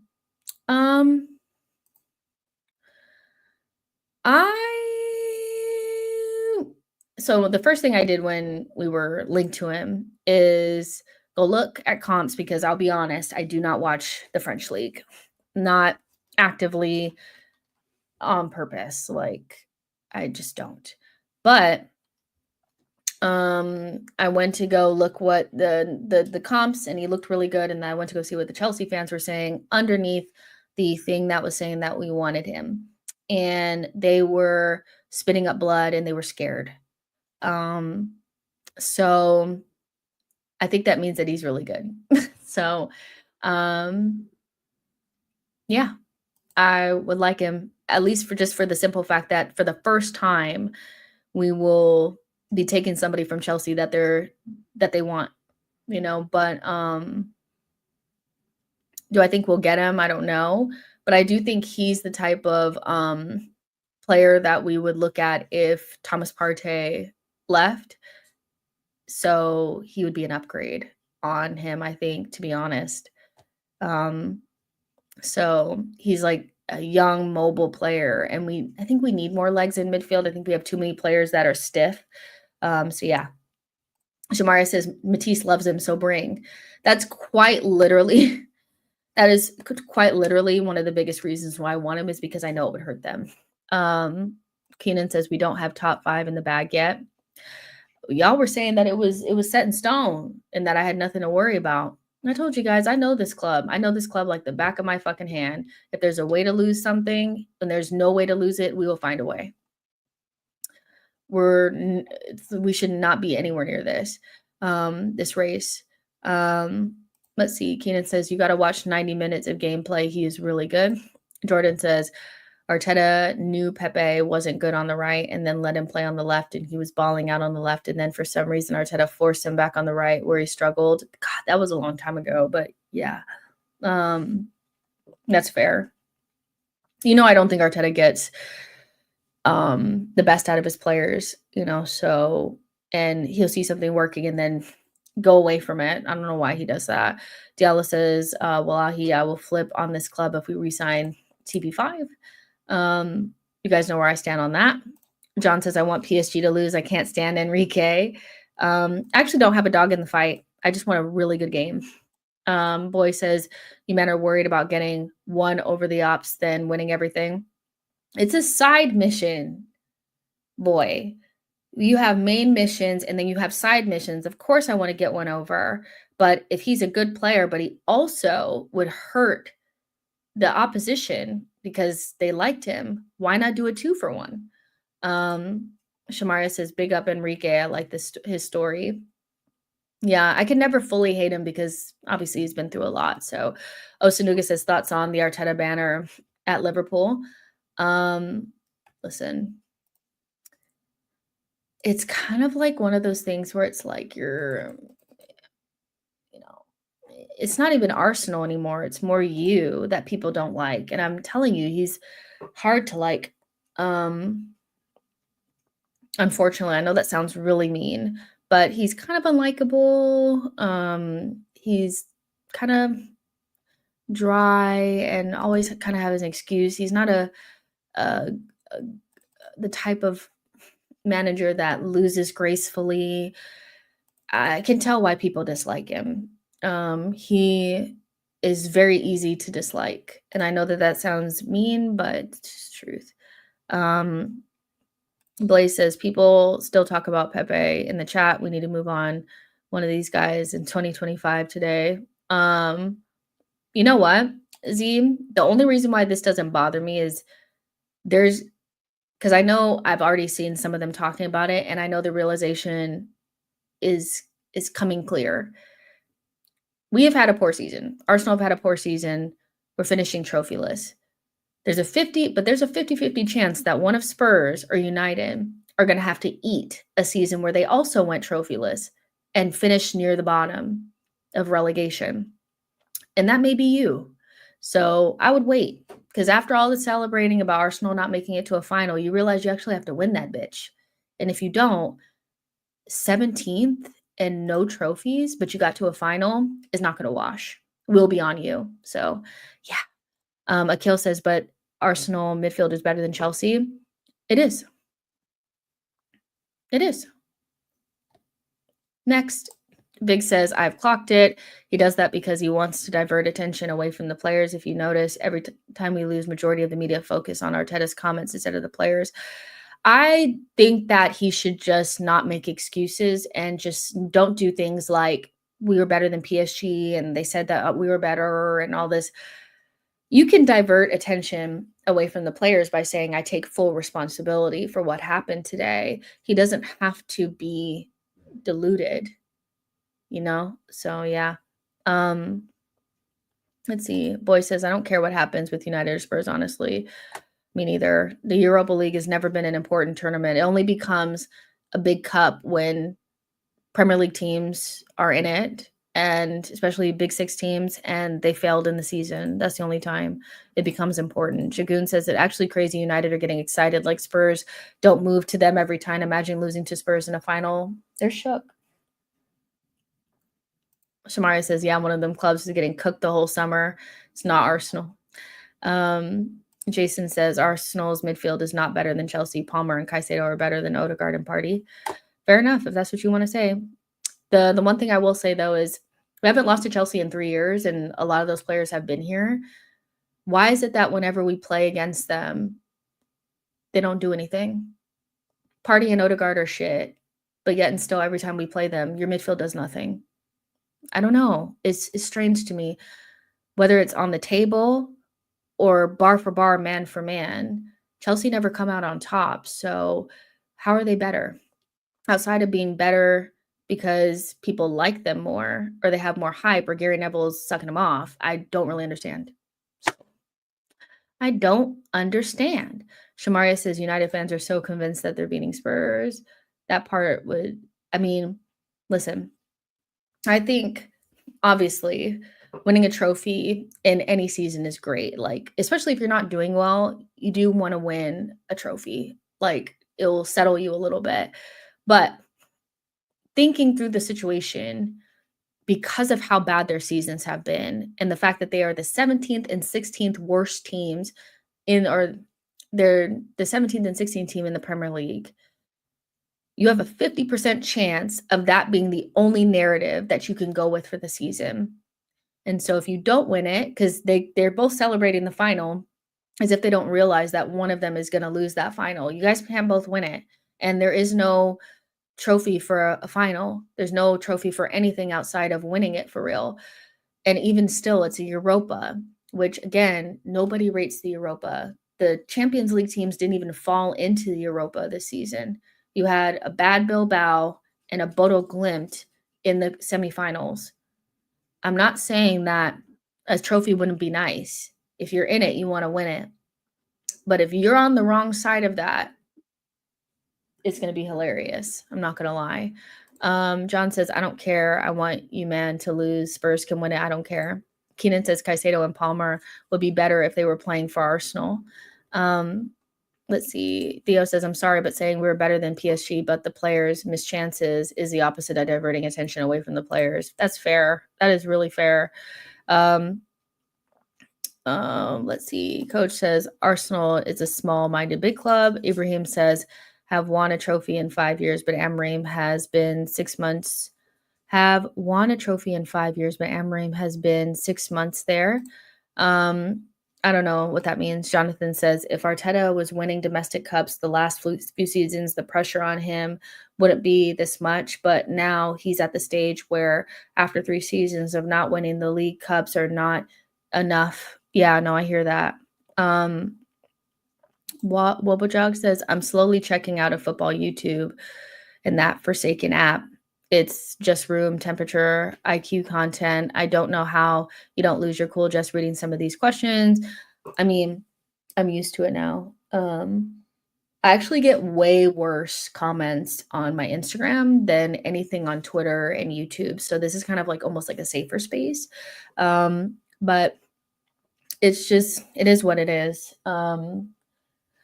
We've seen really dark times. This isn't as dark as it could have as it's been. So yeah, but it could get really, really dark. So yeah. If you want to check out, this would be a good time. John says, if Betis win the U Conference League, it's going to be peak for Chelsea and their midfield hype. Anthony, you have one job.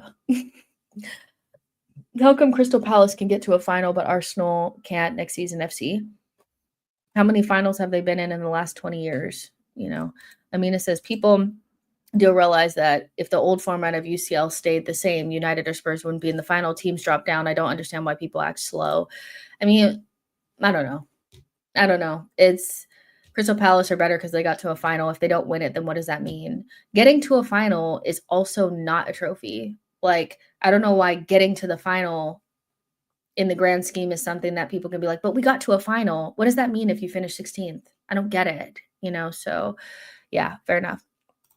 Lomino says, if you think Arsenal, actually, getting to a final and losing it is much worse than getting to a quarterfinal or a semifinal. Once you get to the final, you have to win it, So, and we know that pain because when we lost in Baku, wasn't nobody sitting around talking about, but at least we got to the final.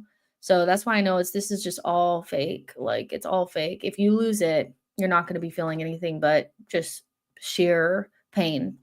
Lomino says, if you think Arsenal midfield is better than Chelsea because you haven't lost to them, does that mean Newcastle have a better midfield since they beat you often? Well, we have at least beat them, so I don't know. But I would say that if I had to choose players, like I would say Bruno Guimaraes definitely gets into our midfield. I've always rated him, so I actually rate him really highly. So if I had to say any midfield is better than ours or has players that I would take, it'd probably be them. I think Caicedo and Palmer and Enzo Fernandez have done very little to deserve such high praise. At least Newcastle's midfield have finished in the top 4 without a top 5, by the way. So they're not finishing 5th. They actually finished in the top 4 and actually played in Champions League so far, that particular midfield. So I actually have, to me, way more respect for Newcastle's midfield than I do Chelsea's. So yeah, but it's actually twofold with Chelsea. It's not just that they never do anything against us, but they don't finish above us either. So it's twofold. Newcastle, they haven't finished above us. Maybe they do this season, and they have beat us quite a bit, but we've also beat them. You've never beaten them, or you've never beaten us, ever. So yeah. John says, Party embarrasses Caicedo in every match. It's sad. I'm just saying that, like, I think Chelsea's midfield is a lot of on paper. I think what they've paid for, and I also think, and Arsenal fans do this too, where when you have players that are good for you and they're better than anything you've had, or at least anything you've had in a long time, because all of us have had better players at our club than what we have now. But when that player starts playing well for you and you've been in such a dark phase, you start to look and start saying that they're better than what they are. Just because they're good for you doesn't mean they're better than everyone else. And that's my point with Don, is that Chelsea, those midfielders are better than the shit you've had for the last like 5 years. You gotten rid of the Jorginhos and the Kovacic's and those types of players. And now you've got really good young players that have come with a lot of hype and big price tags. And so now that they're playing halfway decent, you're like, oh, well, they're better than what you have. They're not. They're better than what you used to have. And that's my point. That's my point. I don't think that Chelsea's midfield is that great. I think they're good young players that have still a lot to prove. I don't think our midfield is as good as Liverpool's or City's. Just because they're the best thing we've had in a while doesn't mean they're better than theirs. And I just think it's just the reality. I don't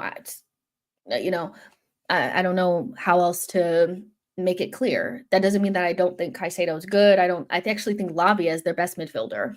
And I told Don that. He's the best, but he's the one that can't stay fit. And I also think that Cole Palmer has shown that, he doesn't have the consistency. That doesn't mean he's bad, but consistency is also a big part of it. Arsenal's midfield, whether you like them or not, have been consistently in the top 2 for this will be our 3rd season going on. Your midfield has done fuck all. So that's all I'm saying. Who's better, Lamine Yamal or Saka? Lamine Yamal. He's better than everyone.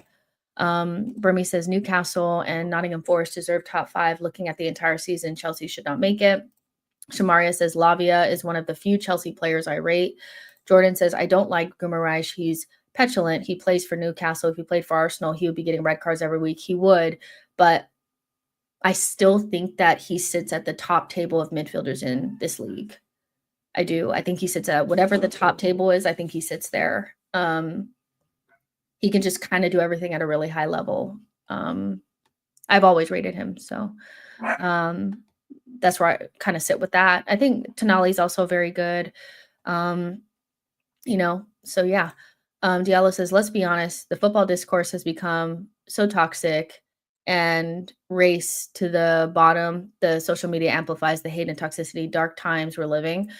I feel like, to me personally, there's just not a lot of analysis. There's just a lot of narrative and agenda. And so the quality of football content is not great. But then also there's like a new level that's come out that people really enjoy. And those people are really successful because people don't just want to see people yelling at each other. It's kind of funny every once in a while, but when nobody's honest about other people's teams and you always get people just lying about each other, it's not fun. So it's just off the mark.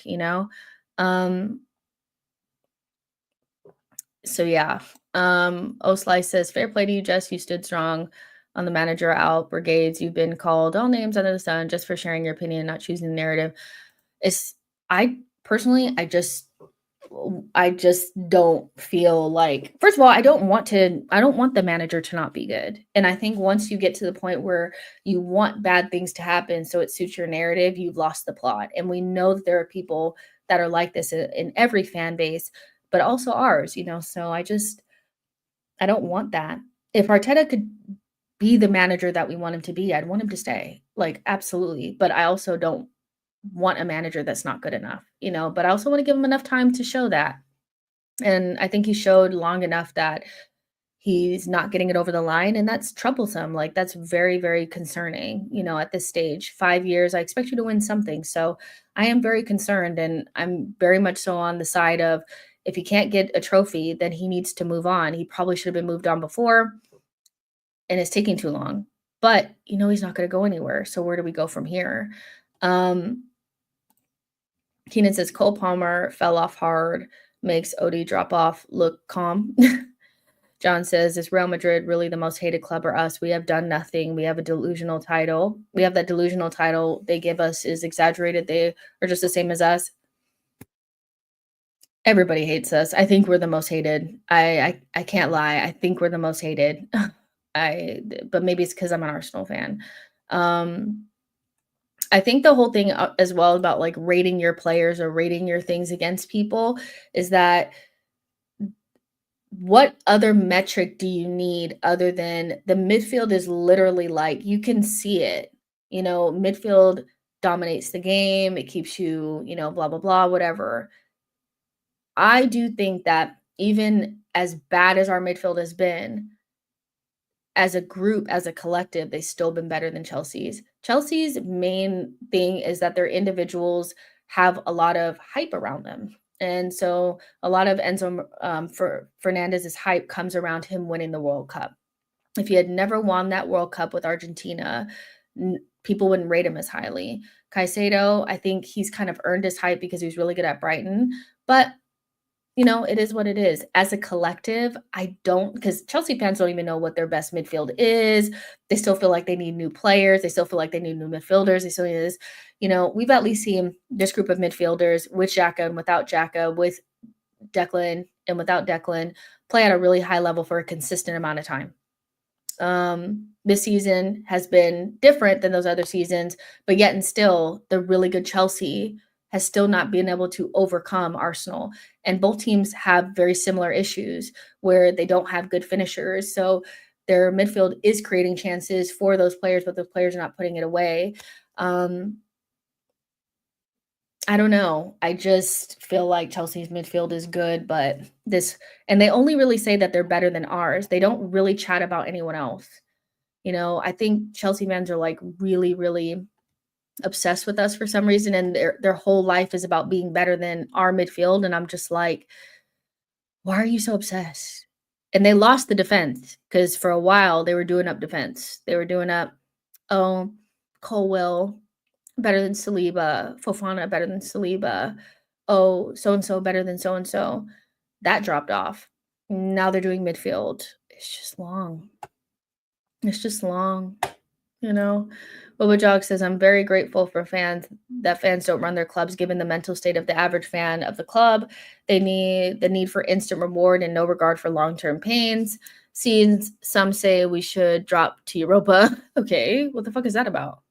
John says, watch the Conference League be bigger than the FA Cup or Carabao when Chelsea win.